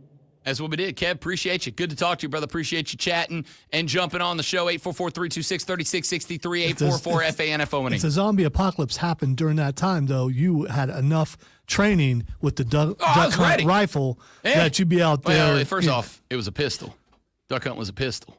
I thought they had a Nah, rifle. it was a pistol. Okay. It was a little red. It looked like a sci-fi gun. Oh, yeah, I was a big duck hunt guy. I was there, and I played it, but it was a really long time, and I'm losing my memory. It was a really long time ago. Yeah. Remember, my first video game was Pong. So, I mean, that's not a lie. That's the truth. Jokes aside, and I appreciate the call, Kev. Jokes aside, I think that the fact that the most played as team in the early release How did they find that, though? I mean, EA Sports tracks everything everybody does. What I mean, organically, these people who are playing probably have a team that's not South Carolina. How did they know to go there to find Lenore Sellers? Oh, they like they do. Do they have ratings like on? Yes, on Madden. Like they do on Madden, they have player ratings, and Lenore Sellers is just one of the highest rated quarterbacks in the game, but his speed's like a 99. And so, like, there are clips going around of this dude in the game taking a snap and doing like he used to do with Bo Jackson. Here, you want the throwback? Bo Jackson in Tecmo Bowl, where no other player character has the speed to catch the guy. So he's just running in circles with 11 guys wearing a different color chasing him and unable to catch him. See, my guy was Walter Payton, and this was earlier. You had Walter Payton. No, that's fine. You could run all over everybody. Bo Jackson in Tecmo Bowl was the definition of a cheat code in a video game. Nobody else in the game could get anywhere close to him, and that's Lenore's in this game. The point that I'm making here is like, yeah, it's kind of funny, goofy, whatever, but I mean it when I say that is an indicator of how high the expectations are. And if he meets his, South Carolina meets theirs. And if they meet theirs and they're an SEC title team right there in that mix, if they're a playoff team right there in that mix, and especially if they do anything with that and they meet those expectations, I think South Carolina next year jumps up to that B tier, that second tier of teams that it's like Penn State. If they get it right this year, they're a threat. We'll talk more about that coming up. We got the Audio Blitz next. We got Lonzo's Sports Flash now. Speaking of a team that hasn't met its expectations, the Atlanta Braves stopped a 5-game losing streak with a 9-2 win over the A's last night. Ronald Acuna Jr., who missed Tuesday's game with back tightness, hit a leadoff home run and another in the fourth. Bryce Elder picked up his third win of the year, going 6.2 innings and giving up 8 hits, but just 2 runs while striking out 7. Devin Booker has agreed to a 2-year, $145 million maximum contract extension with the Phoenix Suns, the highest annual extension salary in league history, surpassing Shai Gilgeous-Alexander's deal signed last week. Booker's contract is now for 5 years and $316 million in total. The NHL regular season is expanding to 84 games as part of a new collective bargaining agreement between the league and the Players Association. The full details of the CBA haven't been released yet, but we'll find out soon. Hour number 3 of the Rob Brown Show coming up next. Up to the minute upstate traffic. The I-85 corridor through the upstate is still in good shape this morning with minor sluggish speeds in both directions between I-385 and Aviation Parkway. Roadwork is scheduled today, Highway 276 Lawrence Road and Highway 14 just south of 85. There will be temporary lane closures. Traffic downtowns Greenville and Spartanburg light so far this morning. From the News Talk 98.9 WORD Traffic Center, I'm Bill Brooks on The Fan Upstate. Burgers? Check. Fries? Check. Home runs? Double check. The Hub City Spartanburgers are cooking up good times all season. Bring your appetite for baseball. We got the rest. Get your tickets now at HubCitySpartanburgers.com. DQ presents How to Make Your Summer Take Flight. Just head into DQ for a new Superman Cake Batter Cookie Dough Blizzard Treat. Treat your inner hero to an epic mix of sugar cookie dough, sprinkles, and cake batter flavor. Blend it all with legendary DQ soft serve, and it's enough to tempt Superman himself. Fly into DQ for our new Superman Cake Batter Cookie Dough Blizzard Treat before it's gone. And don't miss Superman. Only in theaters July 11th. DQ. Happy tastes good. Only at participating locations. This is the story of the one. As a lineman, he does whatever it takes to keep the power on in his community. And he wants a partner like Grainger who does the same. Grainger offers the professional-grade products he needs, from voltage detectors to harnesses to hard hats, plus fast, dependable delivery, so he can rise to every challenge. Call 1-800-GRAINGER, click Grainger.com, or just stop by. Grainger, for the ones who get it done. When it comes to the best sports talk anywhere, Let's get this show going, man. Listen to the Fan Upstate on Odyssey no matter where you are. In the car, at home, at work. Download the free Odyssey app on your phone. Search the Fan Upstate and you're in the game. Hey, now we roll. The Fan Upstate. It's the Rich Eisen Show. Brian Gutekunst here, the general manager of the Packers. How do you take in what's going on with Rodgers right now? Yeah, he was a great player here, and there's so much appreciation for him from our organization, from myself. And you're kind of rooting from him from afar to keep playing because he's such a great talent. He's had a long, really good career, and if he decides to hang it up, that's a pretty good 20-some years. The Rich Eisen Show. Weekdays at noon on the Fan Upstate. 97.7 FM Greenville, 97.1 FM Spartanburg, and everywhere on the Odyssey app. When it comes to the best sports talk anywhere, Let's get this show going, man. Listen to the Fan Upstate on Odyssey no matter where you are. In the car, at home, at work. Download the free Odyssey app on your phone. Search the Fan Upstate and you're in the game. Hey, now we roll. The Fan Upstate.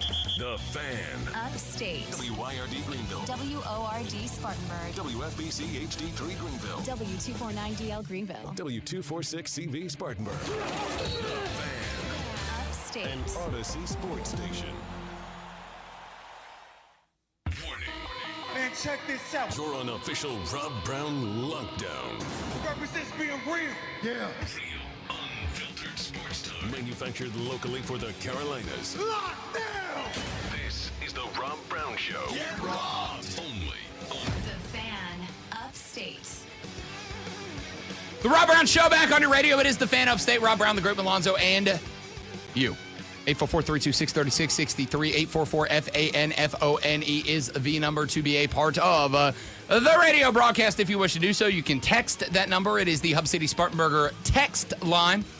Give us a little textual satisfaction, won't you? By shooting a text to that number. We'll read them on the air. As Spike did when he said, Leroy Jenkins. Always a great war cry. Me and the boys still shout that one. It's great. Spike said, has Governor Walnuts already signed that New Jersey bill? The answer is yes. Signed it yesterday, as a matter of fact. So it is now law in the state of New Jersey. But as I mentioned a little earlier in the show, the NCAA is going to challenge that. And while I do not know if it will be a successful challenge or not, I do think that the challenge is going to be, wait a minute, you're not obligated to participate in the NCAA. If you want to, we have to be able to establish some organizational-wide rules. And if you're not willing to follow those, like any other club or group or entity, we should have the right to say, well, then you don't get to play. The reason that that is important is because while that will hold up at, say, like, you know, a country club or something like that, the argument is going to be, and I do think this is an inevitable legal battle that is going to play out at some point. The argument is going to be, you have a monopoly. You have a monopoly, and there are no antitrust exemptions for you, meaning that as long as you have a monopoly, states should have a say in how you operate.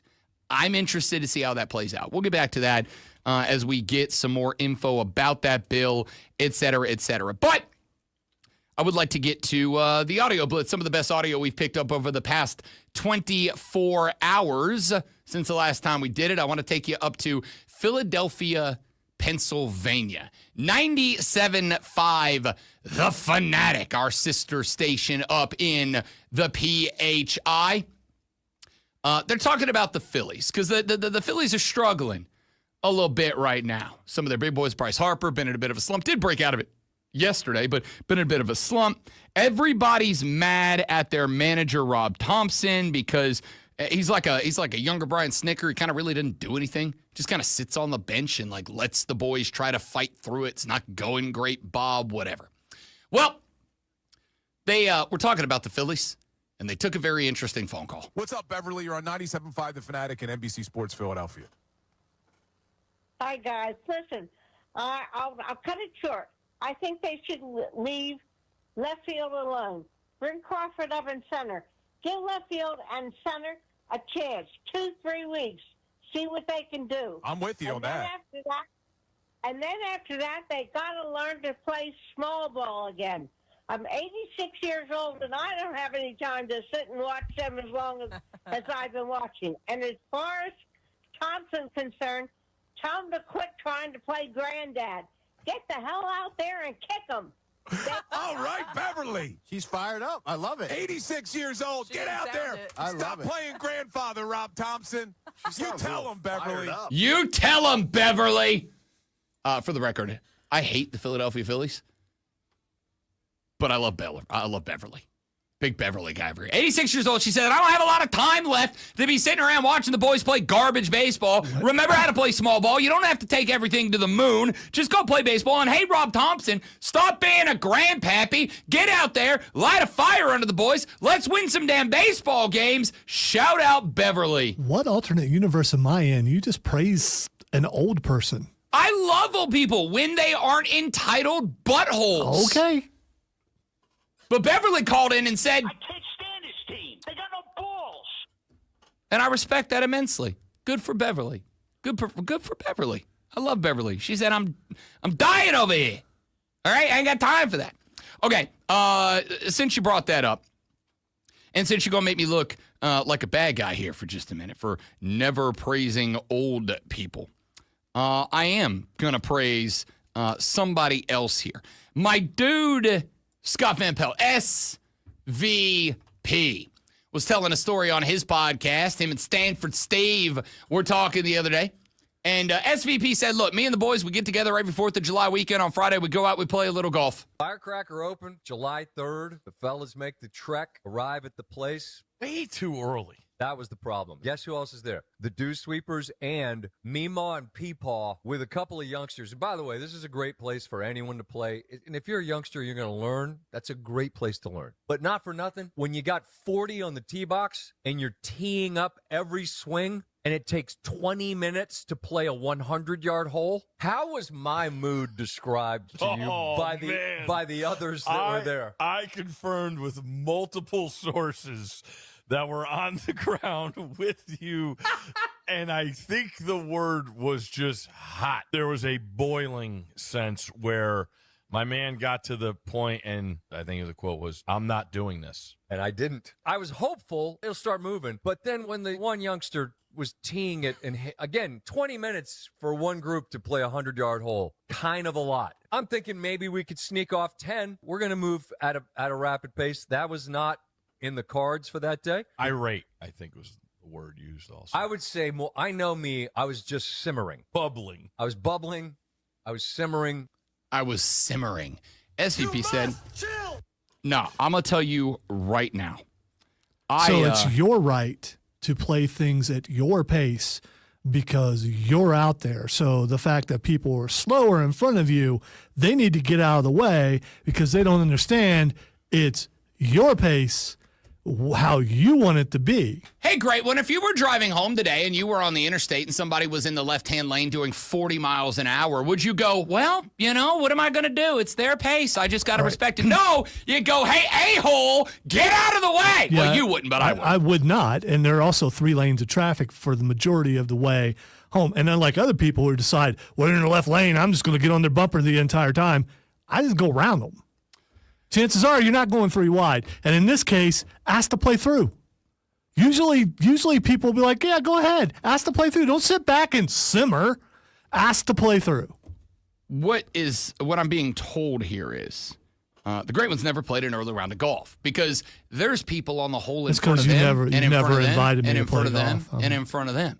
I'm not skipping 6 holes.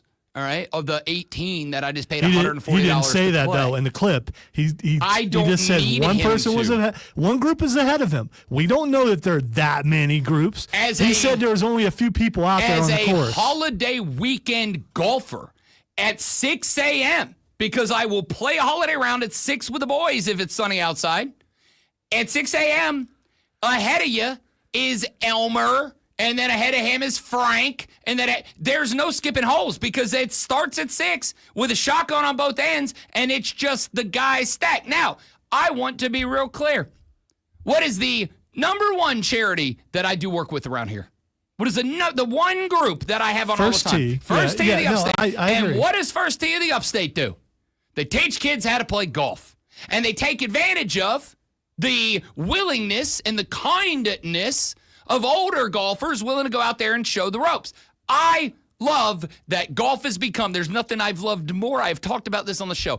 I love that golf has become a sport that is open to everybody. It ain't just a crusty old white guy sport anymore. Pal. It's open to everybody, buddy. And I'm a big fan of that. But Scott Van Pelt's correct.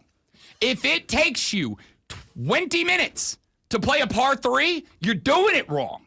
Yeah, like you're the bad guy in this situation, not me for going, we shouldn't be sitting here on the tee for 20 minutes while you finish up a par 3. Hit your shot, get on the green, knock your 7 putts down, and let's go. I'm out here to be stress-free, and you're taking me off. Yeah, if you're out there to be stress-free, then you're playing the wrong leisurely activity because it causes you stress. And here's the thing. You sound so elitist right now. No, I don't. You absolutely do.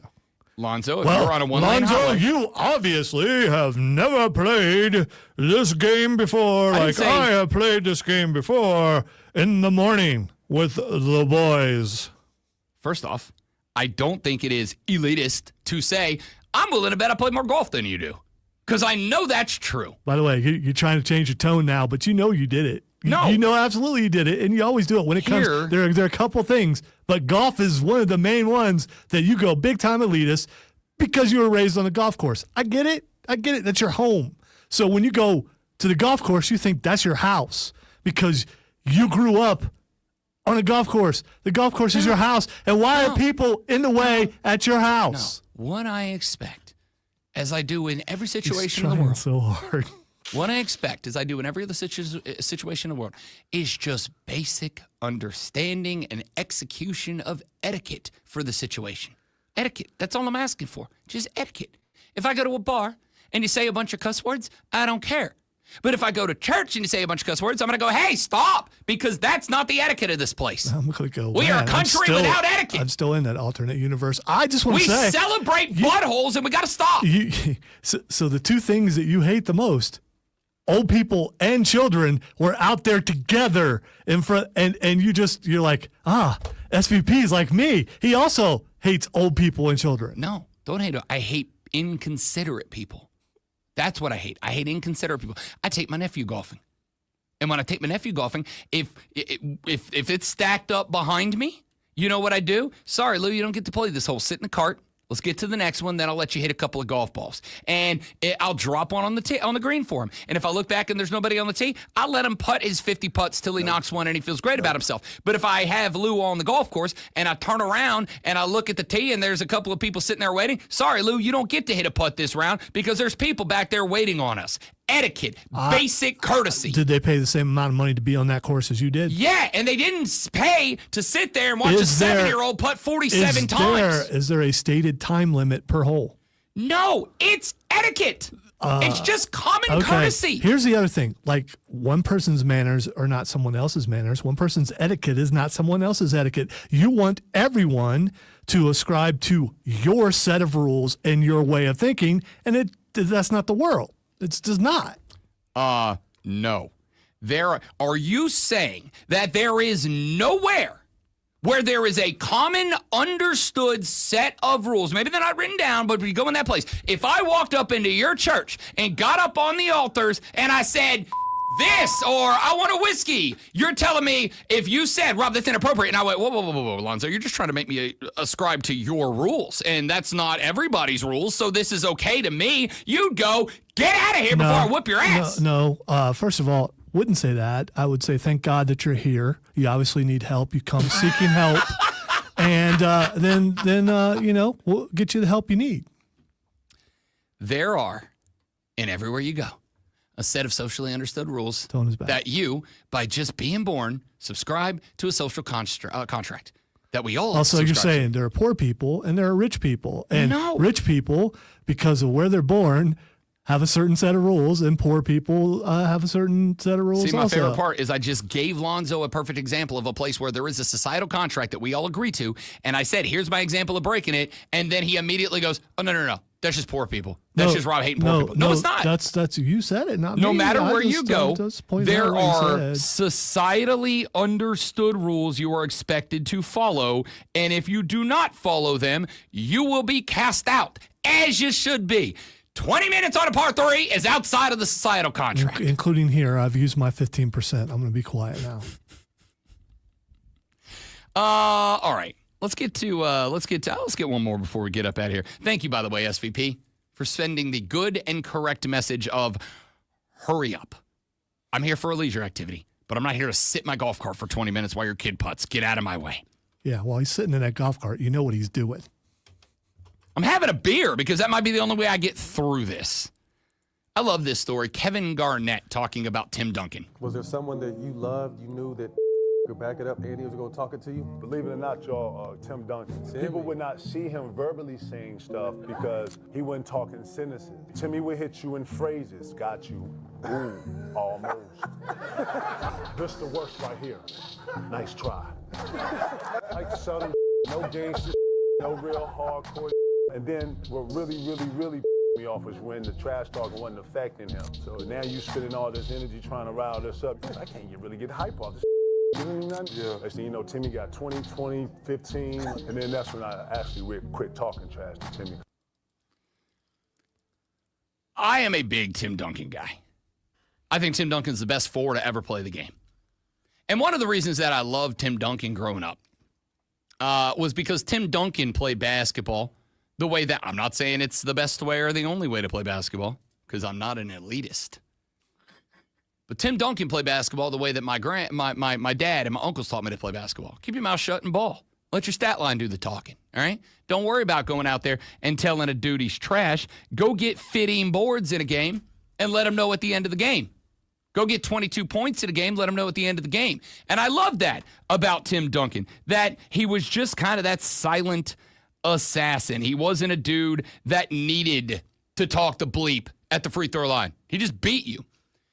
Until Kevin Garnett said, no, Tim Duncan didn't talk trash. He talked words to get under your skin. I could not imagine missing a shot over Tim Duncan and having that dude look you in the face and just go, nice try. Like, that's more condescending than, hey, you're trash, you. Right? Like, I'd rather a dude look me in the face and be like, bro, you suck. Why? You don't deserve to be out of here. Take your shoes off. Give them to somebody who can play. You stink. I'd rather that than a dude watching me hit a miss and go, nice try. Got him.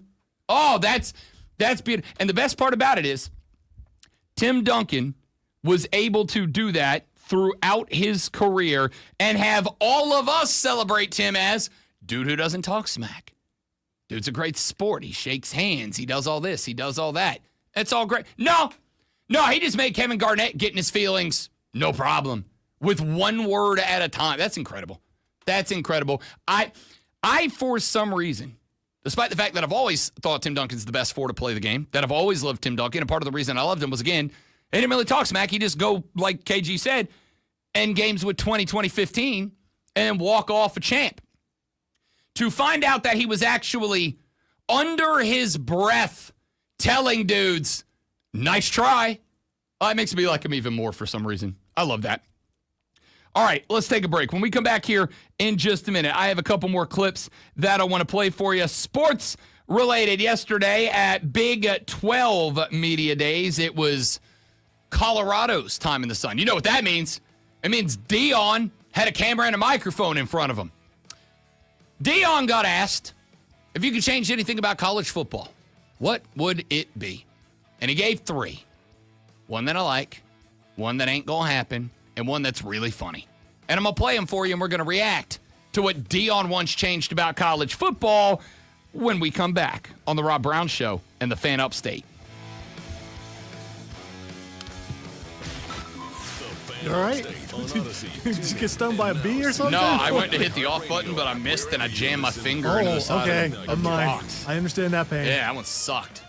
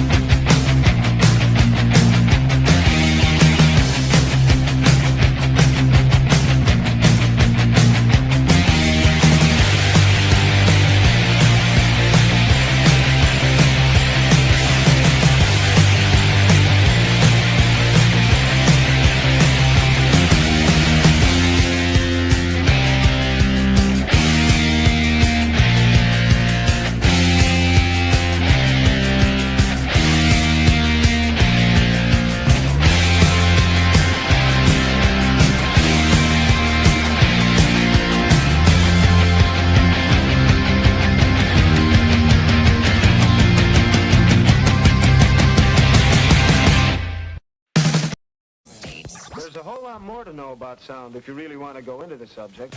Your smart speaker. Just say play 97 The Fan Upstate on your HD radio at WFBC HD3. There's just one more thing. And on your computer at FanUpstate.com. Text or call. One number does it all. 844-326-3663. That's 844-FAN-PHONE. This is the Rod Brown Show on the Fan Upstate. Deion Sanders, over the past couple of years, has obviously become one of the most prolific personalities in college football. Like him, don't like him, doesn't matter. When Deion speaks, the college football world pays attention. Well, Deion, along with the rest of the Big 12, are having their media days right now in Frisco, Texas. And yesterday, Deion Sanders had his time to take to the stage. Deion Sanders, while on the stage, got asked, what changes would you like to see made to college football? And he proposed 3. Here's what Deion had to say. What I would change in college football, it has to be, and they're trying to implement it. It's got to be a salary cap on this stuff because this stuff is going crazy and nobody know where it's going to land, where it's going to end. And you have so many different doors. It's like I would see a player that said he got an offer from another school, and I'm trying to figure out why you guys haven't investigated it, and how is that possible when the guy's not in the portal? How's that? Now, if that was one of my players, you guys would be all over it. I'm trying to figure out how can somebody say you got a $5 million offer? How? And the kid is not in the portal. So I think we need to be upright and upstanding. Secondly, I like the professional rules to be implemented in college. They're getting ready to be pros. So let's go 2 feet in, on the catches. Let's mark the foul if it pass interference. Let's do the same thing the pro game is. Let's do it to college. And let's do something about the uniforms. We got guys out there in backer shorts. That makes me sick because I'm a football guy. Like I played this game at a high level, and I have so much respect for this game. And how can we allow guys out there in backer shorts? No knee pads, no nothing, literally pants up under their thighs, and that's cool. So I think there should be a fine implemented for that stuff. And let's have more respect for this tremendous game. Now, I could go all day when you talk about making the changes, but we have a pretty good game, a darn good game, one of the best games, I think, in sports. That's why we attract so many people, especially the Colorado Buffaloes. We attract so many eyeballs. You want to see us win, you want to see us lose, but you want to see us. But I wish we could implement some of those things. It's just 3 off the top of my head. So Deion says there are 3 things he wants to change. Number 1, salary cap implemented. Number 2, wants to see NFL rules adopted at the college level to get the NFL-ready guys ready to play NFL rules. And number 3, he wants to see uniform rules. He says we got DBs out here wearing biker shorts with no knee pads and no thigh pads underneath them. Honestly, cool. The last one, fine. Sure. Why not? I'm good with that. And I'm not even saying uniform rules as in everybody's got to have the same length socks. I'm saying, yeah, I think it's probably for the best if we have guys required to wear the right safety equipment out there. Once you get to the NFL and it's your own butt on the line, that's probably a different story. All right, fine, whatever. Yeah, but along those lines, if you want it to be more NFL, and I don't like it either, but if you want it to be more like the NFL, where you just pointed out they can do whatever you want when you get to the NFL, this is the NFL light. Why do something that's different than where you're going to be? As far as the rules changes goes, I think you should make it uniform. So the answer to question number 1 is because what percentage of college players go to the NFL? It's 1.2% of all college players make it to the league. So it's never going to operate as the NFL's experimental ground. It's never going to operate as if it wants to be NFL light, because out of every football team, they'd be lucky to have one guy go to the NFL on average. Obviously the Ohio States and the Georgia sent a bunch, but when you start talking about Delaware State, when you start talking about Boise, Boise State's going to send one guy from last year's team to lead. They sent Ashton Jeanty. Like, that's the whole list. And they were lucky to have that guy. So I get that, whatever. If they ever decided to change and say we're going to play NFL rules, like, okay, cool, fine. And if they don't, okay, cool, fine, whatever. I'm good with it. The only one that I think from Deion Sanders genuinely warrants a conversation here is the salary cap. He said there needs to be a salary cap. Now, he did go off on kind of a related but not related take, which was we hear stories about guys and, this kid got a $5 million offer. Well, he's not in the portal. How did he get that $5 million offer? Like, how was that conversation? And this is why I have also screamed for many years, if you're a coach, if you're an athletic director, if you're a president, if you're an administrator, if you're anybody with any sort of agency in the game, and you find out that one of your dudes who's not in the portal caught an offer, name and shame. This is why I am super tuned into this Wisconsin-Miami lawsuit. They straight up said they tampered. They did, like, they broke the rules here. Name and shame. We had a story a few weeks ago where one of the SEC coaches, who was it? It was, now I'm blanking, but basically started accusing, I think it was Georgia, of tampering, of contacting guys they weren't supposed to be contacting. And I said at that point in time, hey, College Sports Commission, if you want us to take you seriously, if you want us to believe that you're really a thing, if you want us to believe that you are the solution to what ails what a lot of you think is wrong with college football, then investigate this stuff, right? Go to that coach. Go to Wisconsin and say, give us what you got. Text messages, phone calls, emails, recorded conversations, interviews. Give us everything you got. We'll investigate. And if we find out that a school, a player, a coach, an agency, an outfit, whatever, any sort of entity in college football, if we find out that they did indeed violate our currently established rules, we'll bring the ban hammer down. And then bring the ban hammer down. Make it a thing. Make an example out of somebody. Now, as far as the salary cap goes, there is one. It's on the rev share. It's $20.5 million. Because here's the reality. If you opened up that and you said unlimited revenue sharing, you give as much as if you're a university. You still have NIL, right? So you still have NIL. So which you're not going to be able to cap.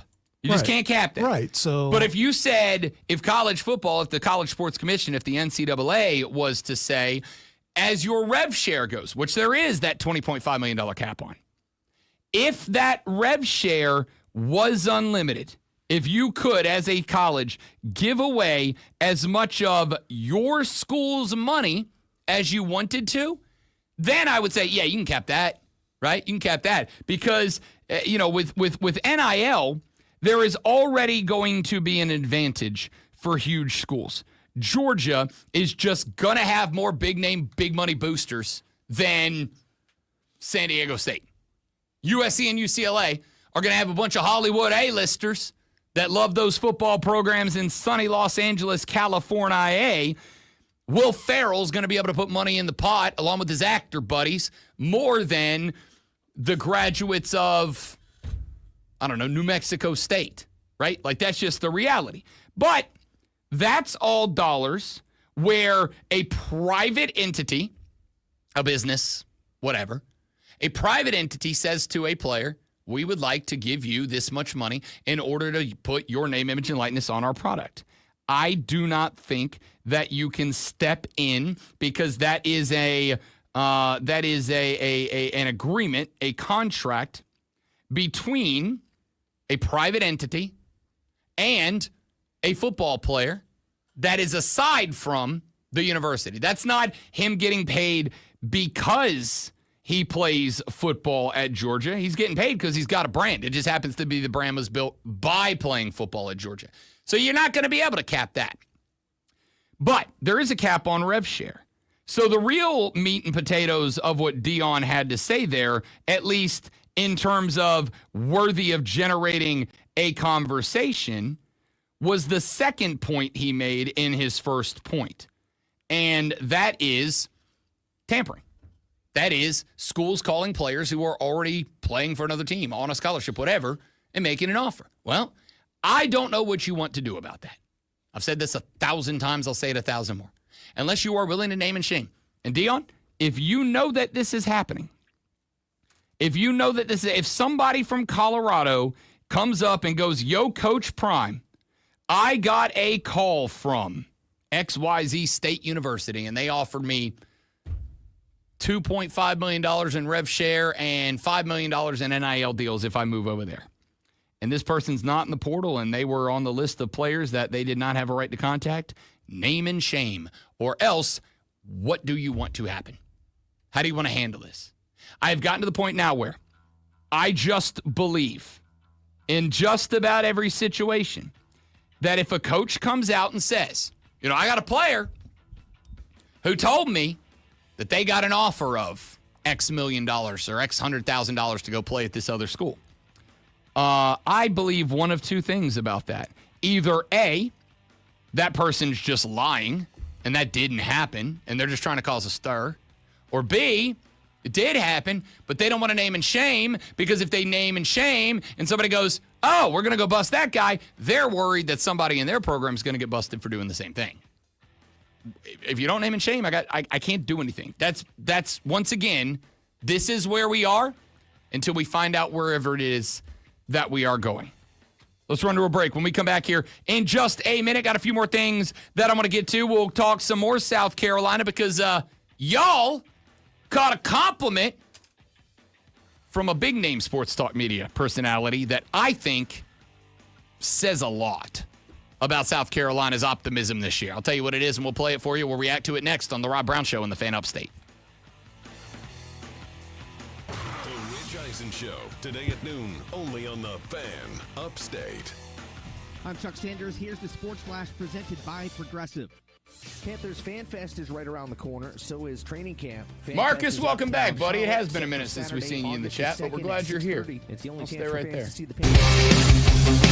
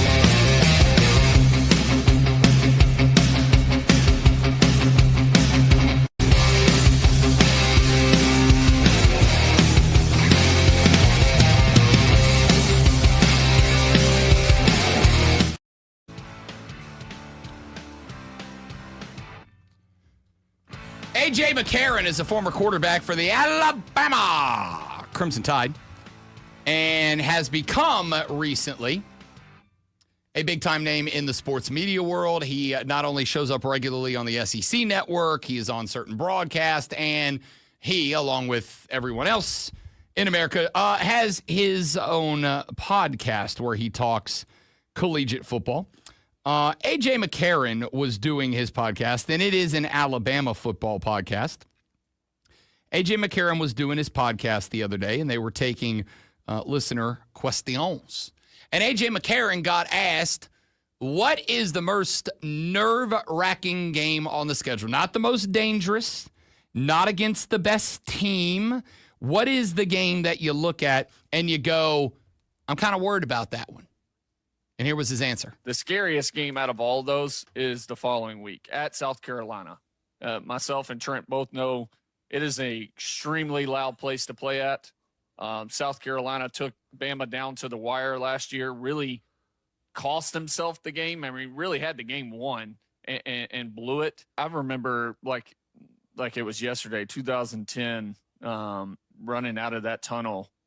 And I mean, that place is loud. That techno music starts going and the crowd is waving white towels. And I mean, they get amped up there. Shout out to my boy, Steven Garcia.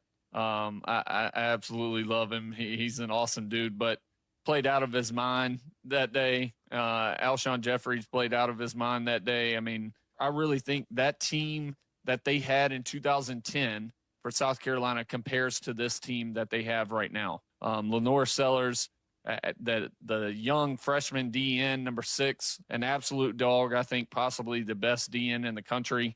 I mean, they have playmakers all over, so that's going to be extremely tough. But it's just the fact that you're playing so many tough teams in the SEC, literally 5 weeks in a row without a break. I mean, you got to get out of that with no injuries.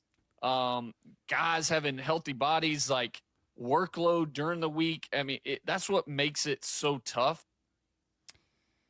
So A.J. McCarron got asked, daggum techno music, in the meat and taters of the season, what's the scariest game on the schedule? And his answer was, on the road will it be? It's on the road to South Carolina. That place gets loud when that techno music starts playing and they're waving the white towels. They get hype. And I will tell you, as I put together yesterday, and I need to finish this list, fortunately for us. And if you missed this interview, I thought it was a great one. We had Chapel Fowler of the State yesterday join us. Phenomenal interview, final hour of the show. But was kind of a last-minute book. So I didn't get to finish the power ranking of my the college football stadiums I have been fortunate enough to attend games at. My own best stadiums to go to that I have been lucky enough to go to. I'm actually going to circle back around. I wanted to finish up that list last night, but I added 2 more schools, and then I had to redo my rankings. But I did put South Carolina at number 4 on that list of best places to go to a game, and the environment was the reason why. Now, again, that's when the stadium's full. That's when they show up. That is also not personal because I was ranking them the way I wanted to, not by the fact that you only let me tailgate for like 4 hours, and that's just not enough tailgating time for your boy. But it is a loud place. It is an impressive place. I've gotten to go to 3 games there so far, and I had a great time at all of them, and it's an impressive environment when the fans show up. Much like some other schools, sometimes you're guilty of not showing up. But when you do, it's as good as anywhere in the country. So, A.J. McCarron says that's the scariest game on the schedule. This is why I've said a couple of times, the elevation, the expectations are elevated to me this year. In my ever so humble yet frequently correct, ball-knowing opinion, 6-6 don't cut it this year.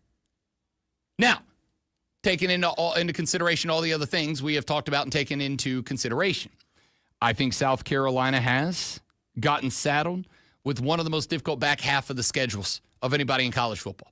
Second half of your schedule is tough, but here's the thing. A lot of SEC schools have a very similar portion of the schedule. The reason I've said it's unfortunate for you guys, and I consider you to have one of the toughest, is because you're backloaded. All the tough points are in the second half of the schedule, which means that you're going to face your toughest opponents back-to-back break Clemson, which also means you're going to be damn exhausted when you get to the end of the year. So if you do. Yes, you guys heard right what he just said. What? Back. Break, because they got, who is it, Coastal, and then Clemson. And then Clemson. It was like Clemson in lowercase. You got really hard games, and then Clemson. That's what I heard. No, that's not how I meant it. A lot of people heard that way. What I meant was, and you're going to be labeled because of it. So you need to clarify. I'm going to get labeled anyway. I don't want you. I don't want you to get that label. What I meant was Clemson hater. You've got the meat and potatoes of your SEC schedule, and then you've got a 1 week off game against an FCS team, and then you have to play Clemson, a national championship contender this year. There you go. That's better. The back half of your schedule is the reason that I think you have one of the toughest schedules in football. There are a couple of SEC teams that have schedules that are just as tough, but either they get a couple of breaks in the middle, you don't, or a lot of their talent is front-loaded, which means they can take an L early and bounce back. You don't really have that luxury with it being backloaded. There's a lot to that. But what I will say here is the fact that A.J. McCarron, who again, I think has developed dramatically as a college football voice. I'm a lot more interested in the last couple of years what he has to say than the couple of years before that. And again, it was new to the game. Like he was just getting into it. But on an Alabama schedule, that includes a desperate Florida State team in week 1. That includes Wisconsin, followed by a road trip to Georgia, followed by a get-back game from Vanderbilt trying to prove. And again, like that, Vanderbilt's not a big game, except for Bama this year. Because if they drop 2 in a row to Vandy, there's conversations.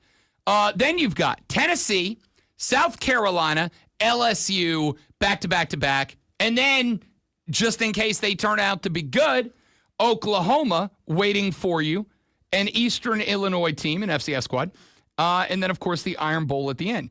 They've got a tough schedule, too. But it's kind of broken up because after Florida State, they got UL Monroe. They got Wisconsin, Georgia. Then they got Vandy and Missouri. They got Tennessee, South Carolina, LSU. Then they got Oklahoma, Eastern Illinois before they have Auburn. Your schedule is not broken up that way. Your schedule is backloaded. We have talked about this a number of times. Here's the back half of the schedule. Oklahoma, Alabama, Ole Miss, at Ole Miss, at Texas A&M, Coastal Carolina, back home for Clemson. That's rough. So I am even, and this is why I've said a few times that my reasonable and realistic ceiling is 10-2. I fully expect that somewhere in there, in that back half stretch, there is going to be, much like there was in the Alabama game last year, we should have won that game loss. Like, there's going to be a game in there somewhere that you're going to go, if we could run that back and do it again, we win that game. But we lost it, and it was dumb, whatever. I think that when you look at the expectations, I have accounted for a dumb second half loss in there somewhere, which is why the realistic ceiling is 10-2 and the realistic floor is 7-5 because 500 don't cut it. Even with that schedule, 500 don't cut it this year.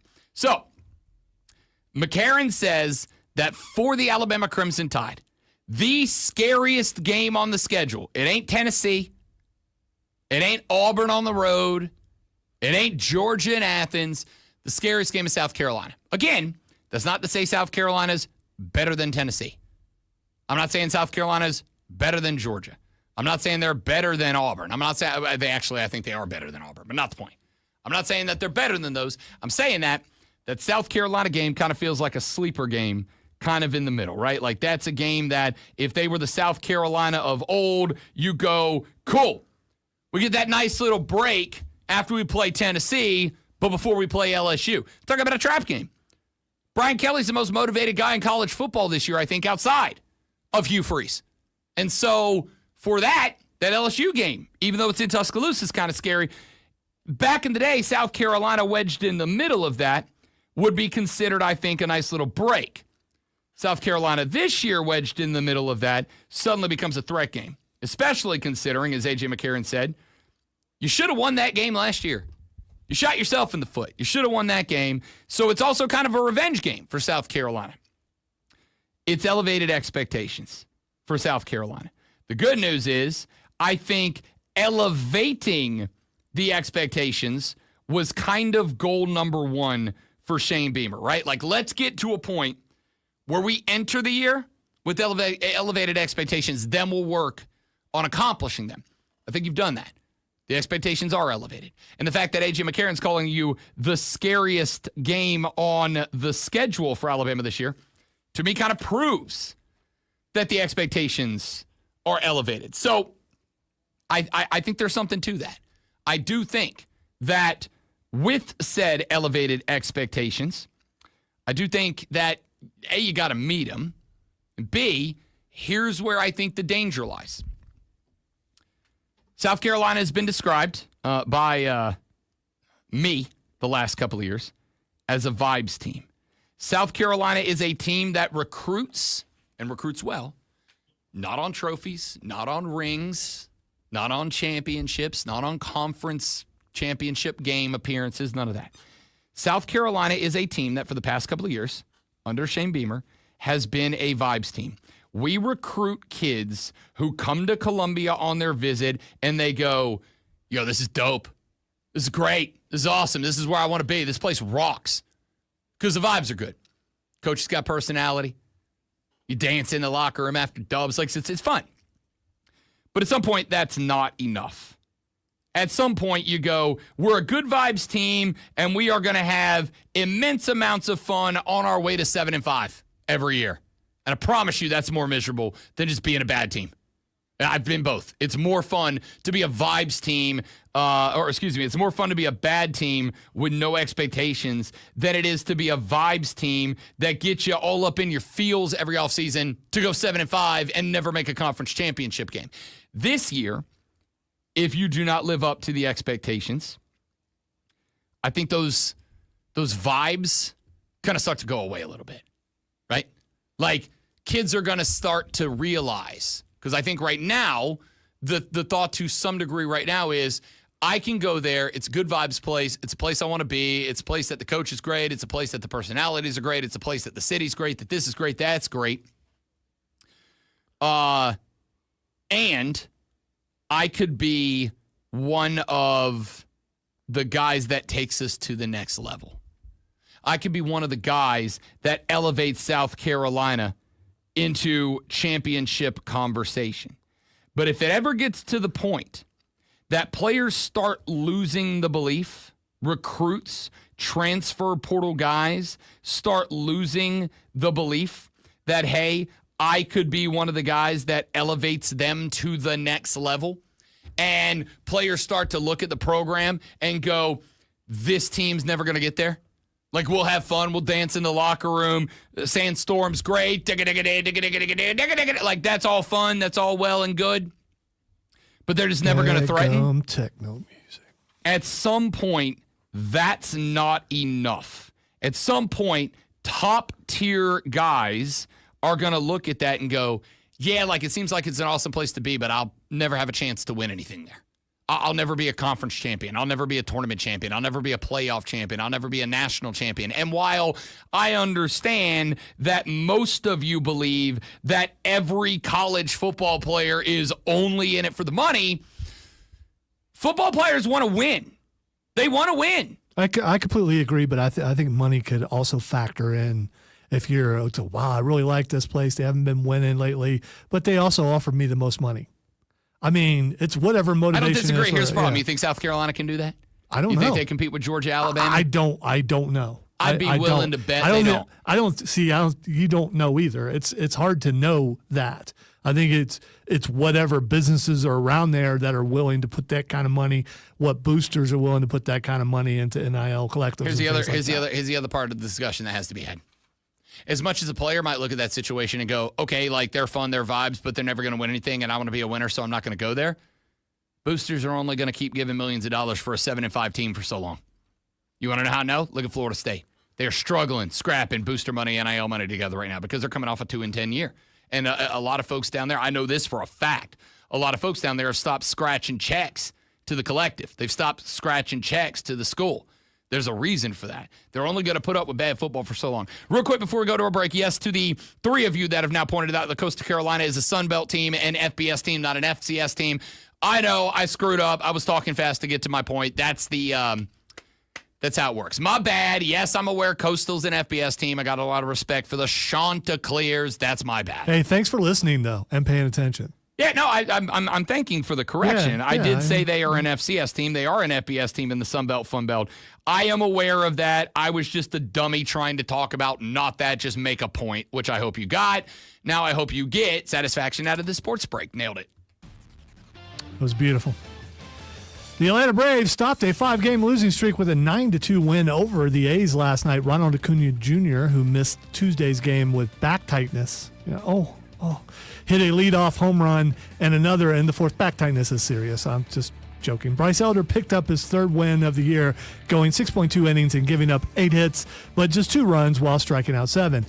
Devin Booker has agreed to a 2-year, $145 million maximum contract extension with the Phoenix Suns, the highest annual extension salary in league history, surpassing Shai Gilgeous-Alexander's deal signed last week. Booker's contract is now for 5 years and $316 million in total. That's a lot of money. Oklahoma City Thunder have their starting big man back to defend the title, agreeing to a 5-year rookie max contract with Chet Holmgren that could reach as high as $250 million. That is, the deal does not include a player or team option. Up to the minute upstate traffic. An accident southbound 85 around mile marker 57 Airport Road has the left lane stalled. You'll hit your brakes at the 101. Actually, your average speed is less than 25 miles an hour for about 6 miles between exit 60, the 101, and Pelham Road. Northbound 85 slows at 385, but no delays. From the News Talk 98.9 WORD Traffic Center, I'm Bill Brooks on The Fan, Upstate. We all hear the radio ads about the IRS. They tell you to be afraid, to be scared, and they try to frighten you into calling. I'm not here to do that. Tax Relief Advocates is different. TRA is here to tell you that if you owe money to the IRS, whether it's $5,000, $50,000, or $500,000, we have a solution. It doesn't matter if you're sitting in your car, at work, or with your kids. No matter where you are, call now. 800-497-8091. Don't lose hope. TRA can eliminate or reduce what you owe to the IRS. Generous programs are now available that can give you a fresh start. Our passion is taxes and helping individuals fix their IRS problems. We have over 1,000 5-star reviews on Google and an A+ with the Better Business Bureau. You don't need to be afraid of the IRS any longer. End your tax nightmare today by visiting us online at TRA.com or call 800-497-8091. That's 800-497-8091. Tax Relief Advocates. Real solutions for real people. This is Joe Cordell of Cordell & Cordell. Serving in the military requires great sacrifices, not just for one's country, but also for one's family. Not surprisingly, divorce for soldiers is especially difficult, and it raises a number of challenges that are peculiar to military divorce, things such as deployments, relocation, retirement benefits. These issues can be complicated. So if you're a soldier facing such challenges, go to CordellCordell.com. Joseph Cordell, licensed in Missouri and Illinois. CordellCordell.com. You need parts? I know you don't think she's going to beat her, but she is winning. Free set of brake pads when you buy And, two brake rotors. you know. Upgrade to Brake Best Select pads for just $10. Or upgrade She to should have Brake won Best this Select game. or She should have won this import game, pads but for she's just like $20. was on the line. Product availability. Just one part that makes O'Reilly stand apart. Restrictions You apply. keep saying that she's like the youngest since Serena. How old is she? No, they said it on there. Yeah. Why'd I go to the doctor? My heart would race just taking my son to practice. It didn't feel right. So I got checked out. Turns out I have atrial fibrillation, which increases the risk of stroke about 5 times. Symptoms like irregular heartbeat, heart racing, chest pain, shortness of breath, fatigue, or lightheadedness can come and go. But if it's AFib, the risk of stroke remains. If you have symptoms, contact a doctor. I'm so glad I did. Visit NoTimeToWait.com. Sponsored by Bristol Myers Squibb and Pfizer. Upstate. WYRD Greenville. WORD Spartanburg. WFBC HD3 Greenville. The official And yes, we are voice watching of Wimbledon whilst doing the show because live sports, dude. Upstate. an Odyssey Sports Station. And there's a Merc in play. Man, check this out. You're on official Rob Brown lockdown. Represents being real. Yeah. Real, unfiltered sports talk. Manufactured locally for the Carolinas. Lockdown. This is the Rob Brown Show. Get robbed. Only on The Fan Upstate. The Rob Brown Show back on your radio. It's the Fan Upstate. Rob Brown, the great Malonzo, you. 844-326-3663 is the number to get on the radio. Either by a text message, give us a little textual satisfaction at 844-326. Man, I hope you forget that. No, I like it. I don't. I like it. On the text line, 844-326-3663. You can also call that number to be a part of the show on the air if you wish to do so. You can tweet me at The Rob Brown Show. You can tweet the great one at Lonzo on Word. And you can tweet everybody up in the station at The Fan Upstate. You can email me, rob.brown@thefanupstate.com if you want to get at us in that direction. And, of course, the Ray Memorial Hotline is back up and running. Go to the Odyssey app, AUDACY. Grab it for free out of your app store. Put it on your phone, your tablet, your laptop, all of your digital devices. And when you do, search the Fan Upstate. Click the little heart icon so that it's always listed at the top of that app for you. And there's two buttons. One says listen live. You click that button, wango bango, you'll listen live 24/7, 365 to all the outstanding content here on the Fan Upstate. The other option you have, the second button, is a button that says send a voice message. You click on that button, you send a voice message. It can be up to 60 seconds long, and you can say literally anything that you want. It does not need to be censored. It does not need to be scripted. It can be, if you want to, have a ball. That's why we set that thing up. Go to the Odyssey app, AUDACY. Click on the Fan Upstate page. Click on the send a voice message and leave us a 60-second voice message. We will edit them down as appropriate and play them on the show as appropriate. Hit us up. Let's do it. All right, got a few more things that I want to get to as we continue to talk a little a little college football here on the show. We had a texter ask us, we were talking about Arch Manning over at Texas the other day, and we had a texter ask a question. Has there been a college athlete that has ever had the amount of pressure heaped on him that is currently being heaped on Arch Manning? And you know who had something to say about it? Another guy who knows something about pressure while playing football. How about Cam Newton's take on Arch Manning? They went into the University of Texas with the understanding that they're trying to put Arch Manning in the best situation to be developed over time. It's not about playing. That's going to come. But who's going to develop this specific talent to be the best talent by the time he's eligible to go to the next level? A lot of these parents and a lot of these players get so jaded off of the fact that, hey, I'm trying to play early. No. Scratch that. Go somewhere that after 3 years, you could put yourself in a position to go to the league. That doesn't mean that I'm going somewhere where I could play early or start. Just because you're starting doesn't mean you're getting developed. I've always felt like I was more talented than Tim Tebow. But I needed Tim Tebow to show me what I lacked. Tim Tebow is an unbelievable leader, verbally and by actions. Arch would be a fool if he has not learned anything from Quinn Ewers, how he prepared, how he lead his team, and just how he handled and managed the expectations for being a quarterback at a university like Texas. The synonym for Heisman is hype. The player who has the most hype typically wins the Heisman.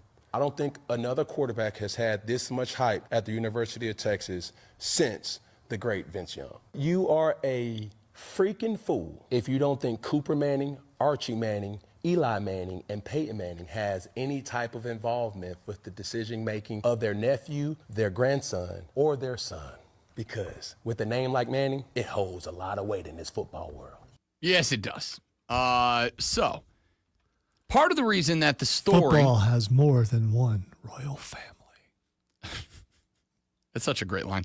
The reason that this holds as much weight as it holds, the reason that the Arch Manning story, as tired of it as many of you are, and it's understandable, it feels like no matter what show I go on, whether I am a host or a guest, it feels like no matter what show I'm having a conversation about college football on, whether I am a host or a guest, it feels like every conversation has to include Arch Manning. I just got to say, though, didn't his uncles have that same kind of pressure? No. So, no. So their dad wasn't a good enough quarterback that they came in with a name and expectations. Oh, I didn't say they had no expectations.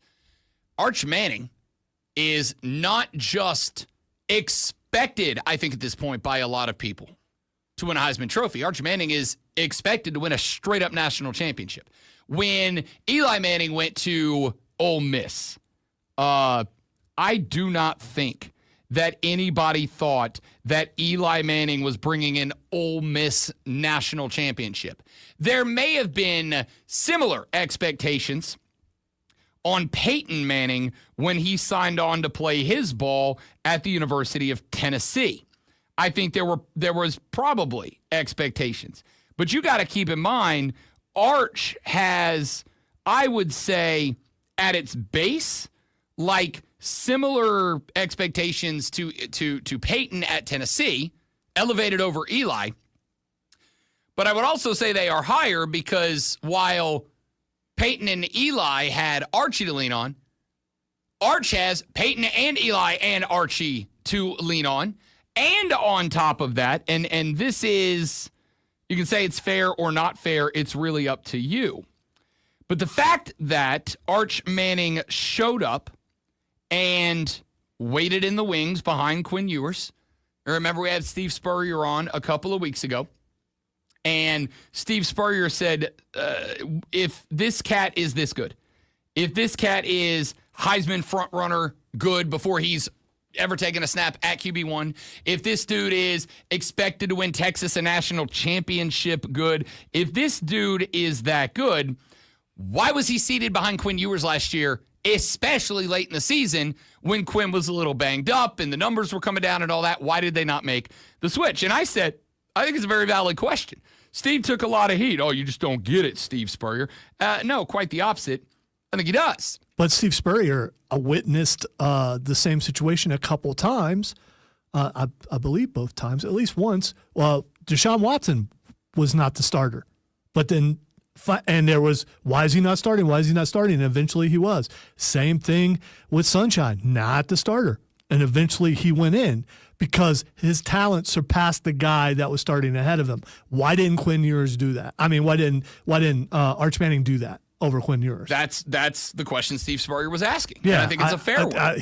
That's what I'm saying. He witnessed firsthand, saw a quarterback come in and after it just.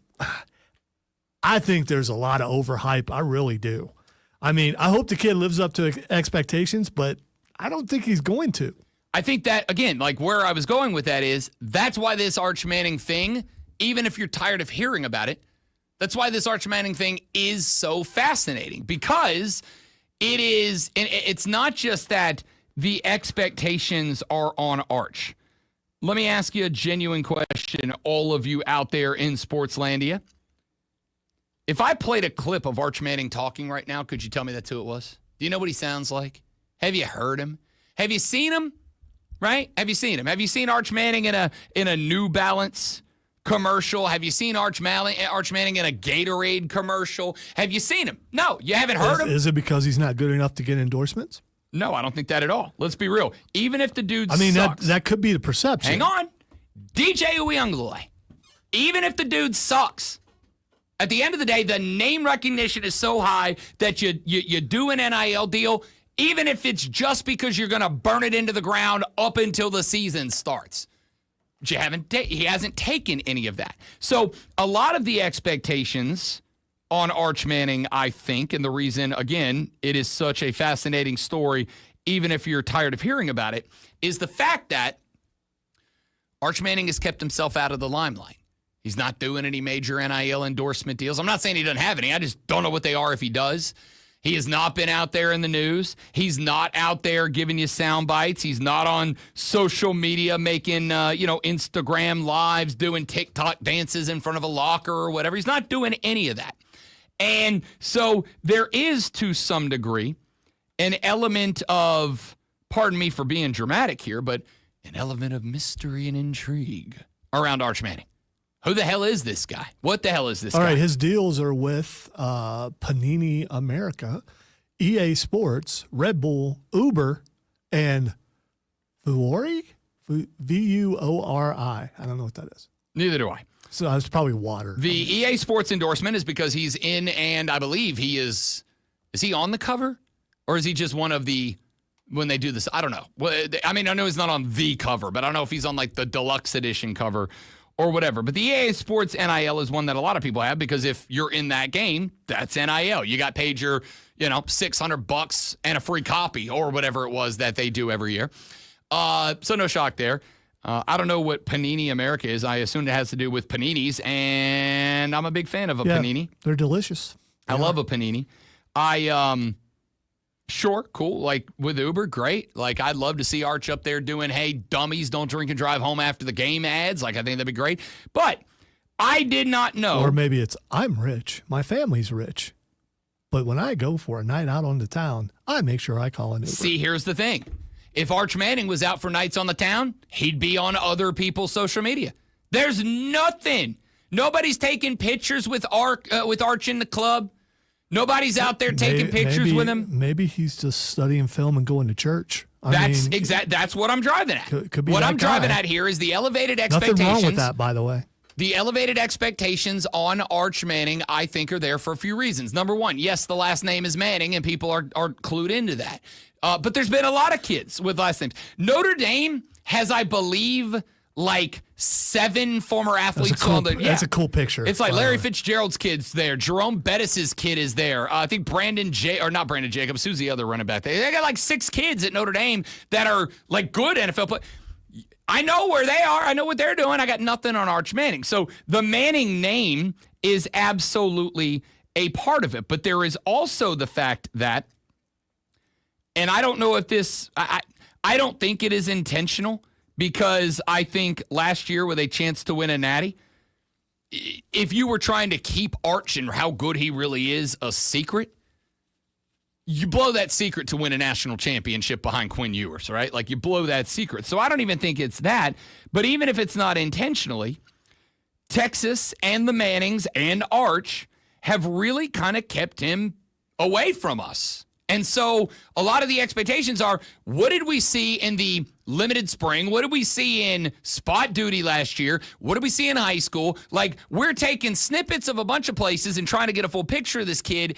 And I don't know if it's fair or not. What I do know is the expectations on this guy are, and I have spun this around in my noodle because I don't like to knee-jerk reaction, and I certainly don't like to just knee-jerk react to other people's knee-jerk reactions, but on every show I'm on, every college football expert that we have interviewed on those different shows, every one of them has said, yes, the expectations on Arch Manning are Heisman and Natty, and anything less is a bust. And I'm saying I don't think Arch did anything to put those expectations. I think, for instance, Shedeur Sanders' expectations were largely shouldered by Shedeur Sanders and Dion. He put those there. All right, so my thing with Arch, though, if he's that good, if he's the guy in waiting, if he's the guy to do all that, why didn't they use him when they needed him? We covered that. The answer is we don't know. It's always going to be it's always going to put doubts on his ability because you didn't use him when you could have used him to win the whole thing, and you didn't. That's the goal of every team, is to win the national championship. If this guy was as good as everyone is hyping him to be, why wasn't he in there when Quinn Ewers was not at 100%? And I don't think it has anything to do with loyalty. I think it has to do with ability, and we're going to find out in a month. Again, like we have asked that question, I don't know that there is an answer to the question. I will tell you the Texas apologists out there have said that, number one, Steve Sarkisian is absolutely a loyal dude. Steve Sarkisian did not. I'm not saying that this is correct. I'm telling you, this is the Texas apologist response that I have gotten. The Texas apologist response is Steve Sark is diehard loyal to his guys. Steve Sark is diehard loyal to his guys, and he did not want to run the risk that Quinn Ewers, who was banged up but healthy enough to play, was going to take a blow to get right. Arch was going to go in, and Arch was just going to blow him off the water. And Sark, who Steve Sarkisian got Quinn Ewers there, kept Quinn Ewers there because Quinn could have gone somewhere and made a lot of money. Sark didn't want to be placed into a spot where he had to say, hey, Quinn, thanks for passing on offers. Thanks for not going anywhere. Thanks for coming, but you lost your job due to injury. And that's what he would have had to do. That's the Texas apology point. I'm not saying that would have happened. I'm saying that's what Texas fans are telling me was a reality. But regardless of why it happened, however it happened, are there doubts on Arch because of that? I'm not going to say. All right, I don't remember this, but it seems to me he went out at a game and they didn't put Quinn in, they put in another guy. Am I wrong about that? I could have swore that happened last year. I don't know that to be the case. I'm not saying you're right or wrong. I'm saying I don't remember is the answer. There are absolutely questions about Quinn Ewers, and I think it is more than fair to say that there are questions. There is also a ridiculous amount of hype on Quinn Ewers this year. A ridiculous amount of hype. More hype, I think it is fair to say, more hype on this kid than any football player that I can remember in recent memories. And because of that, this story becomes, going into the season, the biggest question of the biggest question of all. Because if he lives up to, again, said expectations, then we can expect Texas is going to win a national championship this year. But if it does not live up to those expectations, does that get heaped on him? Does it get heaped on Steve Sarkisian? Does it get heaped on Archie, Eli, and Peyton? Like, what is going to be the response to that? I don't know the answer, but I am super interested in it. So we'll talk more about this as we move forward. That was Cam's take. That was my reaction to it. We're back after this. The Rob Brown Show is on your radio. This is the Fan Upstate. Join us for passionate sports talk that's sure to stir the pot. This is the Rob Brown Show on the Fan Upstate. Arch and the boys versus the Ohio State University. On the News Talk 98.9 WORD Weather Center, here's the Carolinas' most trusted forecast on the Fan Upstate. Mainly cloudy today, with areas of showers and a few thunderstorms. See what goes down. Quinn Ewers might be high playing. 91. Chance of showers and storms tonight, a low near 70.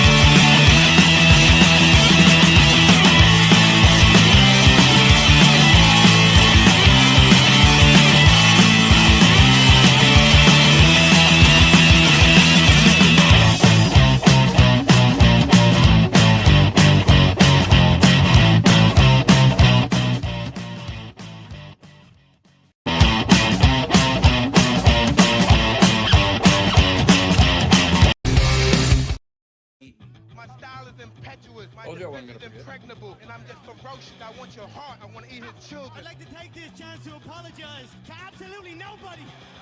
The double champ does what the he wants. I'm a bad man. Told you I wouldn't forget. Yeah, welcome into the Fight Club. Often forgotten. I figured it out, by the way. Whenever you figured what out? Why? Why you keep because Thursdays used to be set, and I was the least important thing on that. No. Because it sure does look that way. I guarantee you one thing: I will not be on next week. I'm not doing it next week, and I don't know when I'm doing it again. But you will not hear Fight Club next week because that's 3 weeks in a row, and I'm not doing it. Listen, it's Hate Dance Mario's fault. Mario left. Lulu Kesson is on. See, I'm not even getting my reporters right. Lulu Kesson's on vacation. Mario is a punk ass and he quit.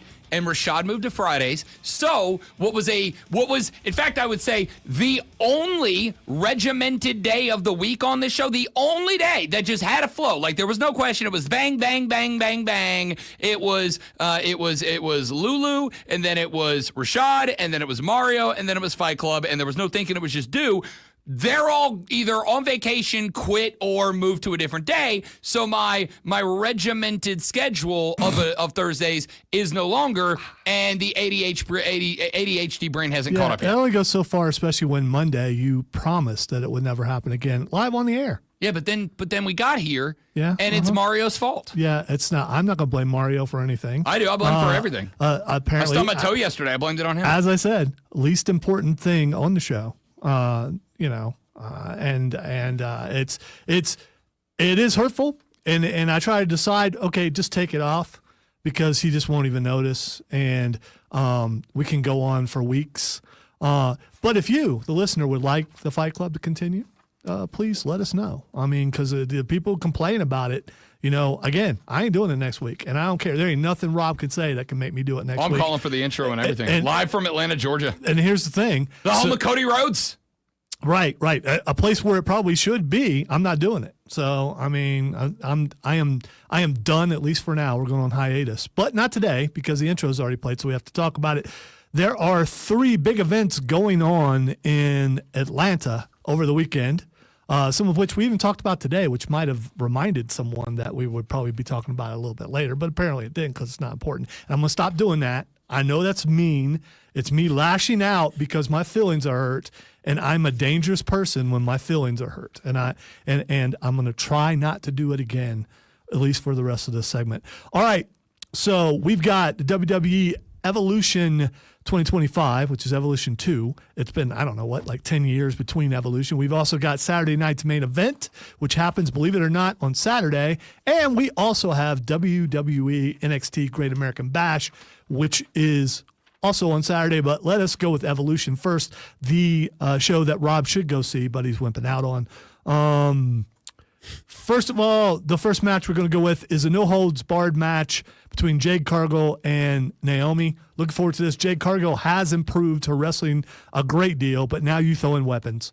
And when you throw in weapons, Naomi definitely has more experience in the wrestling ring, but more experience with weapons.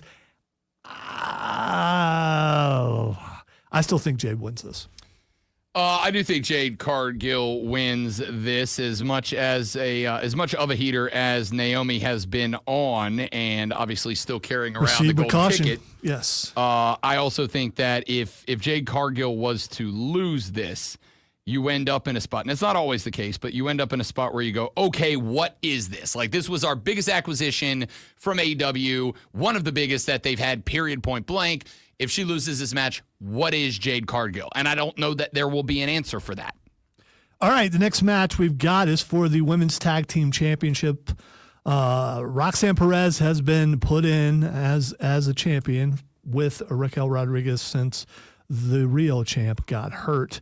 But it's those two versus Charlotte Flair and Alexa Bliss versus the reunited Kabuki Warriors versus from NXT, Zarya and Sol Ruca. I would love to see Zarya and Sol Ruca win. I don't think they're going to. Sol Ruca is probably my favorite women's wrestler right now because her finishing move is amazing, and I really like it. But I think Charlotte Flair and Alexa Bliss win. I don't. I'm going to go with Raquel and Roxanne because they're obviously with by the way, the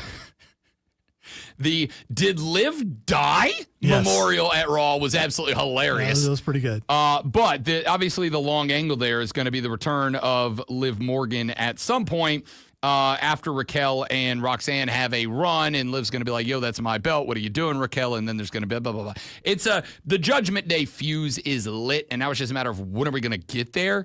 But I think you got to put the belts on them for it to get a little bit more, or keep the belts on them to make it a little bit more interesting.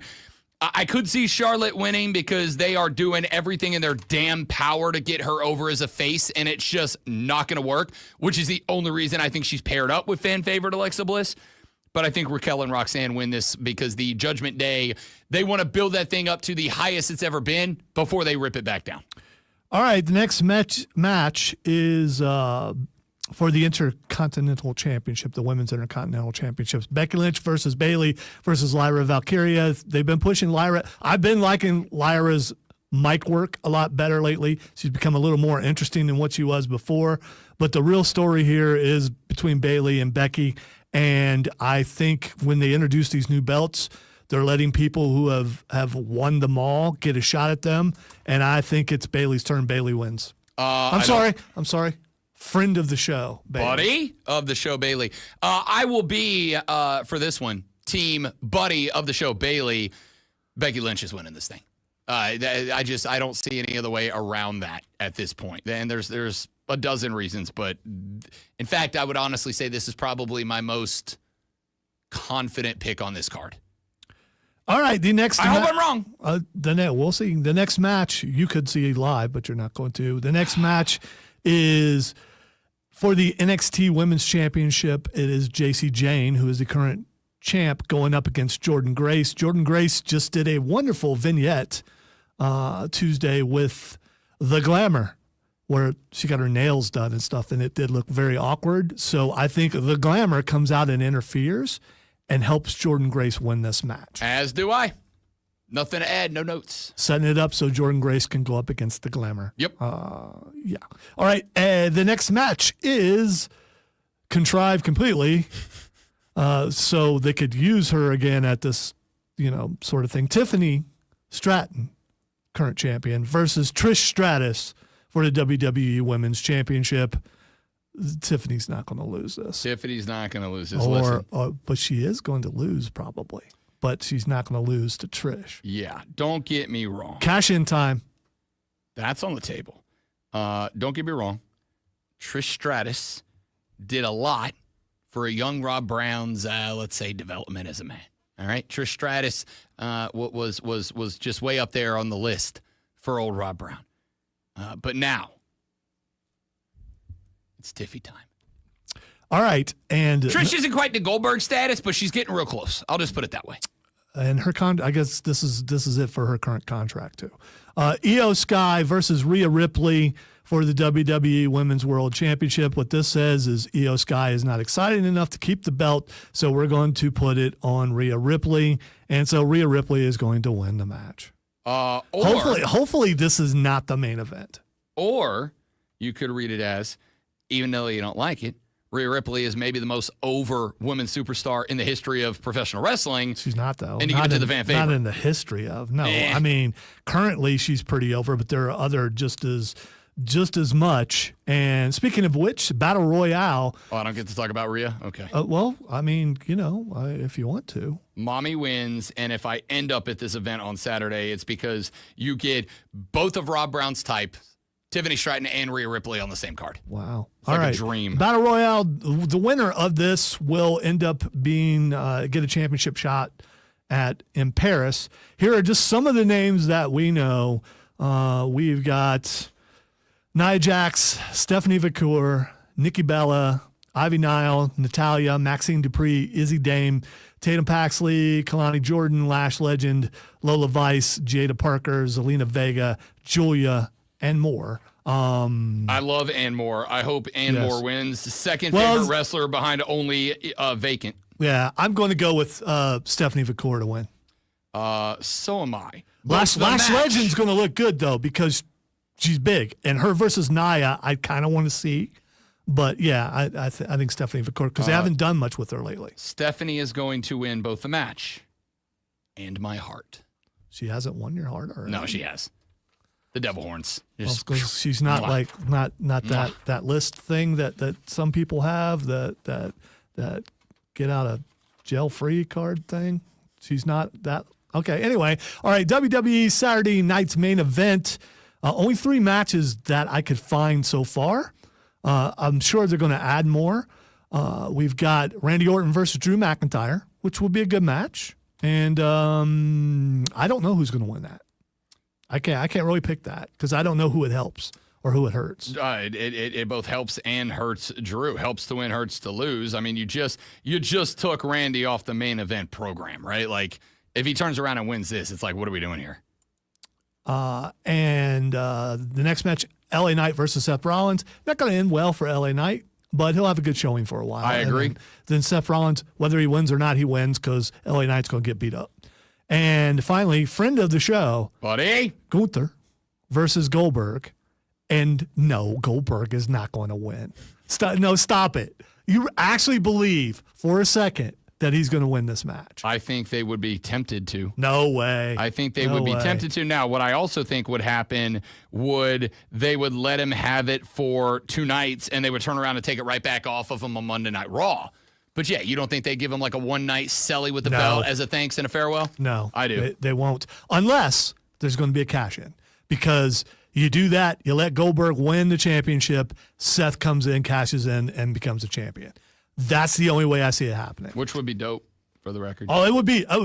I mean, getting to cash in on Goldberg on it wouldn't his be final dope. match. A cash in will be dope. It would not be dope to see Gunther lose to a 92-year-old Goldberg.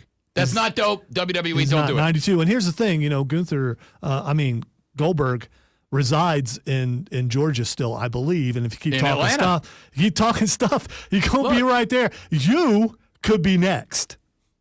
And now, ladies and gentlemen, can't get some AEW All In action up in her. No. Got a big card this weekend. We're out of time. Give me Adam Page over John Moxley. I think it's time for the good guy to take one here. The Millennial Cowboy Bleep takes it over. The Mox thing keeping the belt in the briefcase.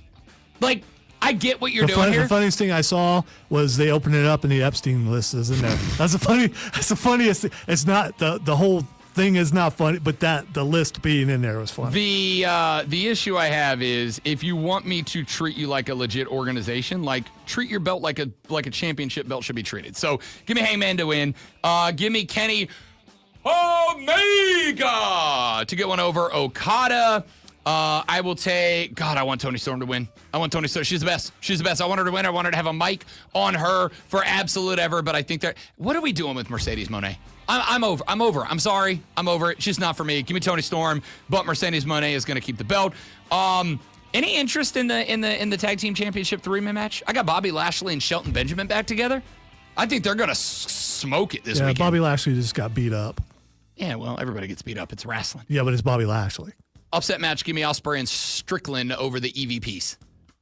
Because that might be the greatest tag team ever put together. There are stipulations. I think the EVPs can't do something. And if they lose, I believe they give up their EVP title if they lose. Yeah, okay. Which they need that, even if it's to rebuild the Young Bucks for a bit.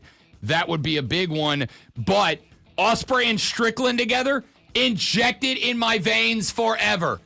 Fight forever. AEW All In, I think I think it might be the best card in wrestling this weekend. That's gonna be my take. I'm also gonna take you to this break and then back for the final segment of the Rob Brown Show after this on the Fan Upstate. Real sports talk, real sports By the way, Kane, I disrespected the quarterback, not the entire team. The team is ranked for a reason. They're going to be good. They're going to win the ACC because they are the ACC. That's my quarterback. Clemson has always, or at least in the last decade or so, been the ACC. I don't think they have the quarterback to get over the hump. And as far as Ohio State goes, you can dog them all you want. And I don't know that they have the quarterback to repeat. No, their quarterback because we don't know who it is. Yeah, because right now it's Julian Saying, but I don't know. Right now it's not Julian Saying. That's why. Yeah, I've never seen him play. So, actually, he came in for some games last year, so I have seen him play, but not in this role. So, Panthers Fan Fest is right around the corner. So I don't even know who is favored to win the national championship. Is it Texas? Yeah, okay. The only chance for fans to see the Panthers up close and personal on the practice field this preseason. Training camp And that first game will, of course, fix all that. Facility. Download the Odyssey app, search the Fan Upstate, and listen anywhere on your phone. I'm Chuck Sanders. That's the Sports Flash on the Fan Upstate.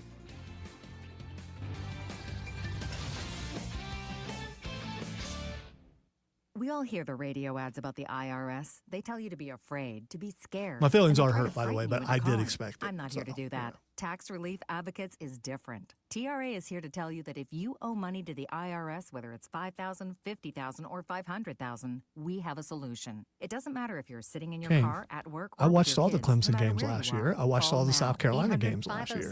I watched 800-507-9701. all the Ohio State games last Don't year. lose hope. If you are genuinely getting mad, Generous stop. programs are now available that can give you a fresh start. Our I watched those games as someone who's on the radio and needs to watch those games because they're being talked about. Google and an A+ with the Better Business Bureau. You don't need to be afraid of the IRS any longer. End your tax nightmare Just like I today watched all the by visiting Panther us games online last year. at But I'm also a TRA.com Panther fan. Or call 800-507-9701. That's 800-507-9701. Tax Relief Advocates. Real solutions for real people. Hello, I'm Joe Cordell, founder Don't be of likes to Cordell & fight, Cordell. guy, Divorce is Kane. complicated, Let's keep this especially when civil, your small okay? business or professional practice is involved. At Cordell & Cordell, we understand that these assets raise unique valuation. The fans are the reason why I For don't like 35 years, Clemson. we've Has helped nothing to do doctors, with the lawyers, team. and small business owners navigate divorce with confidence. Call us at Cordell & The Cordell. fans that Let me threaten tell to you, I throw my understand on a little baby personal level, your girl business is over much more the than a side job. of the It's your top legacy. part of the stadium because I didn't stand up and do the cheer. This is the story of the one. As a safety manager at a manufacturing plant, he does everything he can to And some of the biggest jerks I've ever worked with have been Clemson fans. I mean, they're everything. You have to make a choice, even though you don't have to make a choice. You're going to lean one way or another. And I think a fan base will make you go, yeah. I mean, dude, stop. What's that sound? That's the sound of Downey. I'm willing to fight Unstoppable verbally, Sunday though, going into because your that's washing what I'm machine and supposed to giving do. your clothes freshness that lasts all day long. There it is again. But physically, It's if like you music to people your want, ears. people have showed More up like wanting to fight me, music especially to your early on in my ears. career, Freshness and where I was irresistible. live like every Let's go Saturday Downey somewhere doing a sports show, showing up wanting to fight over their football team. I mean, come on, guy. With Downey Unstoppable, you just toss, wash, wow, for all-day freshness. There's nothing like when you get that. I'm not saying that's you, Kane, Kane, but you're coming across that way. It's just, I mean, it's just, Yeah, the first time. So you can do less of this and get right back to more of this. If I ever was going to want to fight, it would be right now because my feelings are hurt so bad. At prices you'll love. Sounds good, doesn't it? eBay. I said I wouldn't do that, and I just, but we're not technically on the air, items only. so Exclusions apply. From the Ingalls Market Studio, The Fan. Upstate. 97.7 FM Greenville. 97.1 FM Spartanburg. Always live on the free Odyssey app. Now, the Infinity Sports Network. Text or call. One number does it all. 844-326-3663. That's 844-FAN-PHONE. This is the Rod Brown Show on the Fan Upstate. So I have kicked back and forth whether or not I was going to get to this or not, but I just kind of feel like I have to. And I know Diesel and Cole addressed it yesterday. I guess this happened or this was found after the show ended yesterday.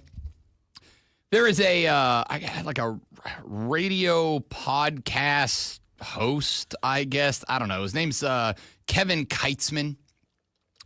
And apparently on a podcast a handful of days ago, do you still have that? You happen to have that quote or know where you got it? Great one that he made about Mahomes? I was on X. I can see if I can find it. See if you can find the quote. But Kevin Keitzman is a podcaster who is an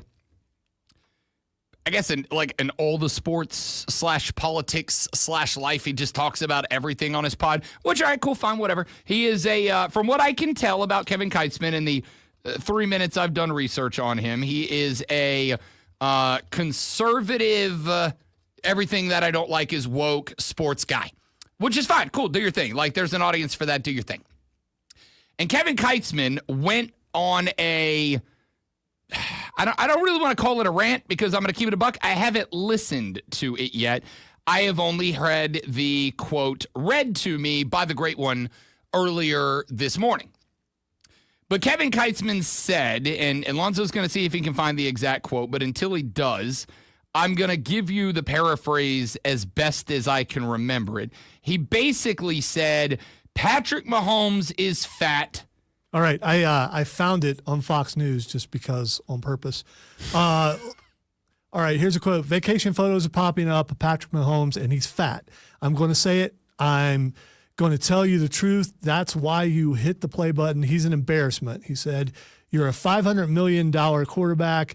You've made all these comments in the offseason that we're going to do our talking on the field. We got our butts kicked in the Super Bowl. We're coming back with a vengeance. Dude, you're fat. Your belly would be fat. This is a different time. At my pool, hanging out with us 60-year-olds, my skin is flabbier than yours. I get it. Stop the fast food. Do a sit-up. Do something. I'm trying to find the other quote, too.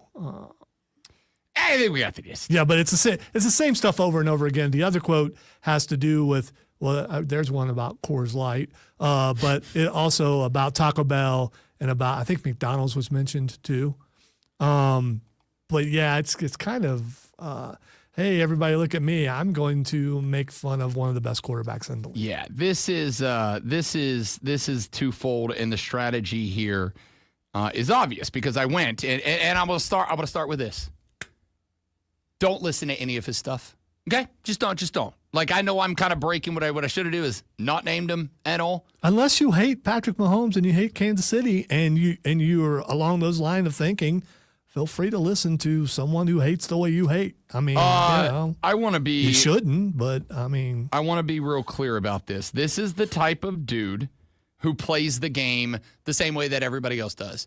I am going to say something that is awful. And then when people say, hey, you're kind of an a-hole, I'm going to run and play the victim. And I'm going to go, oh, the big major media is out to get me.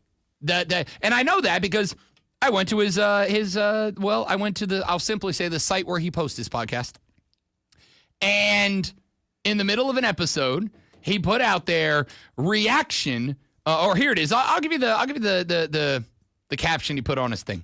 It's always silly when somebody says something true and it creates controversy. Patrick Mahomes has belly fat. He's also changed the way the game is played and is the greatest player of his generation. Reaction to my buried in the back of the podcast comments Monday went viral after Mahomes' trainer came after me on social media. He's the first trainer in history to argue that belly fat is a good thing.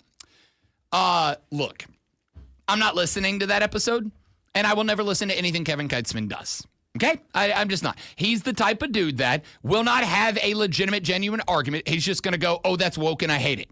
All right, cool, whatever. Do your thing if you've got the audience. And this is hypothetical. It's akin to saying something about a college football coach, and then the college football coach says something back, and then you act like you can't interview the college football coach and act like you're shunned in an entire area. That's very hypothetical.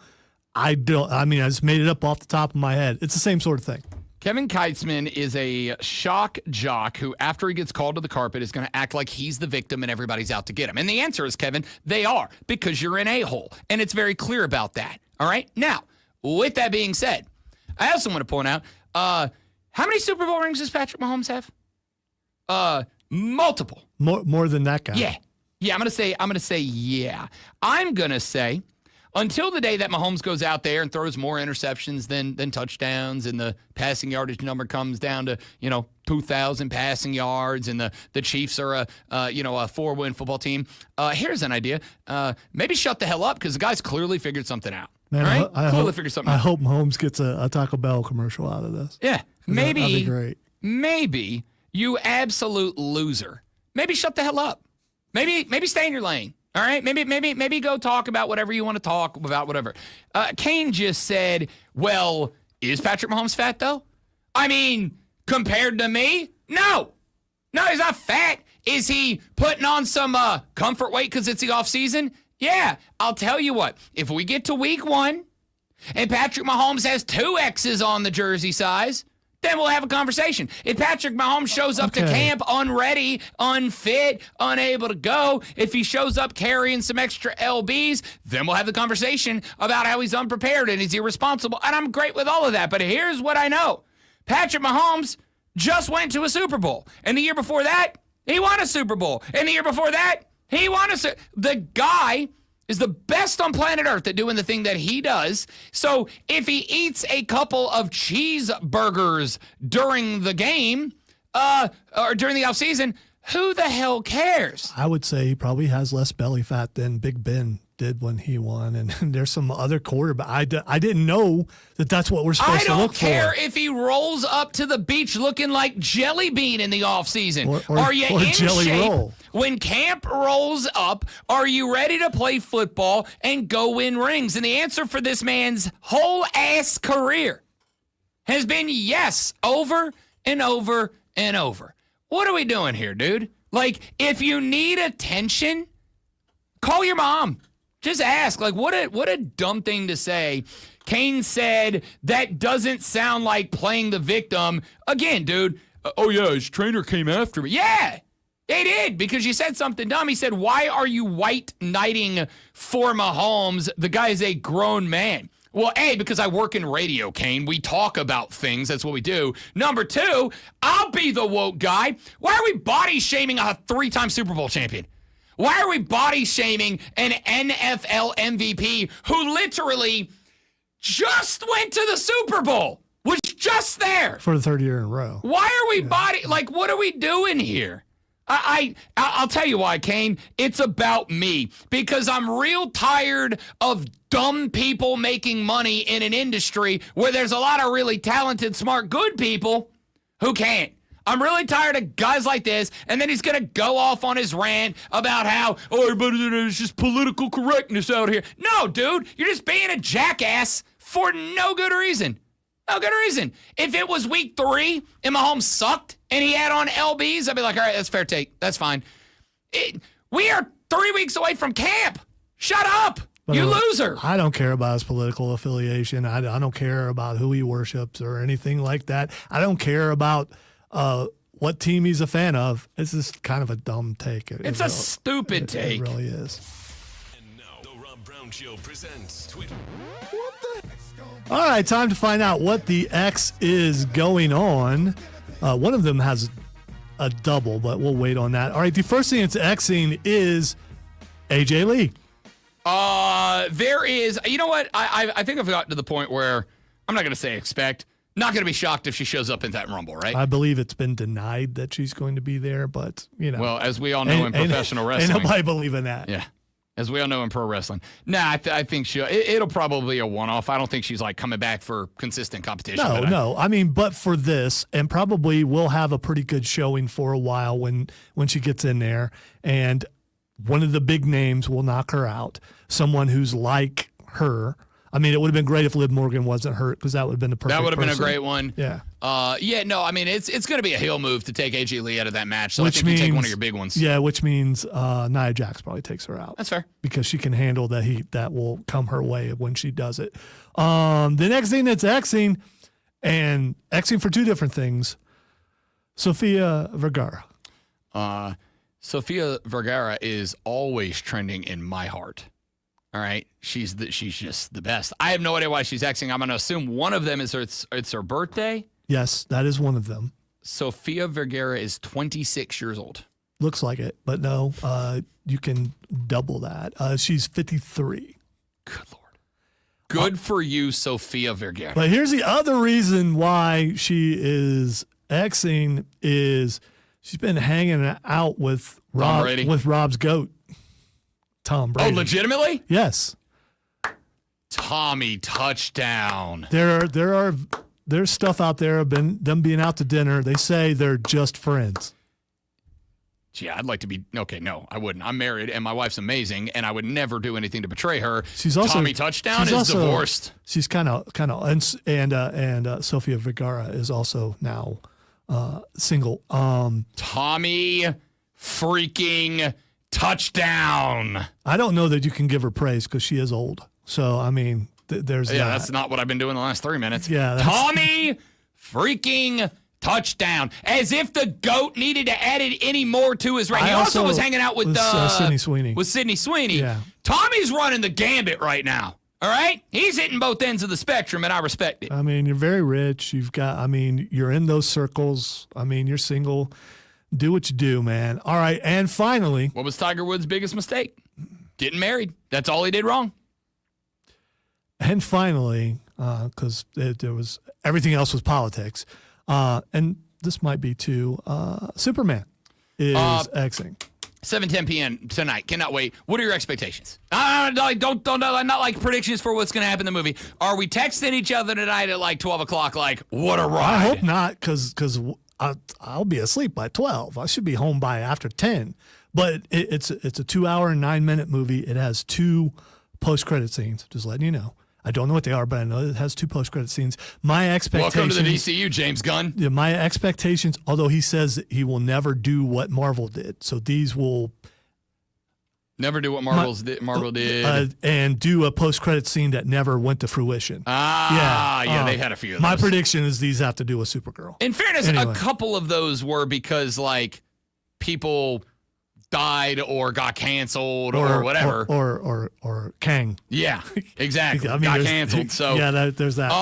My expectations are as a kid seeing Christopher Reeves at 10 years old at the drive-in. It was the most special thing I had ever seen as a superhero fan. I want to feel that again. I want to come out of the movie smiling. I want to come out of the movie, a good movie, you come out with some sort of emotion, whether you're upset that you got scared so much, or you're crying because it was so heartfelt, or you come out going, yeah. And that's what I want to come out going, yeah. Yeah, I think so.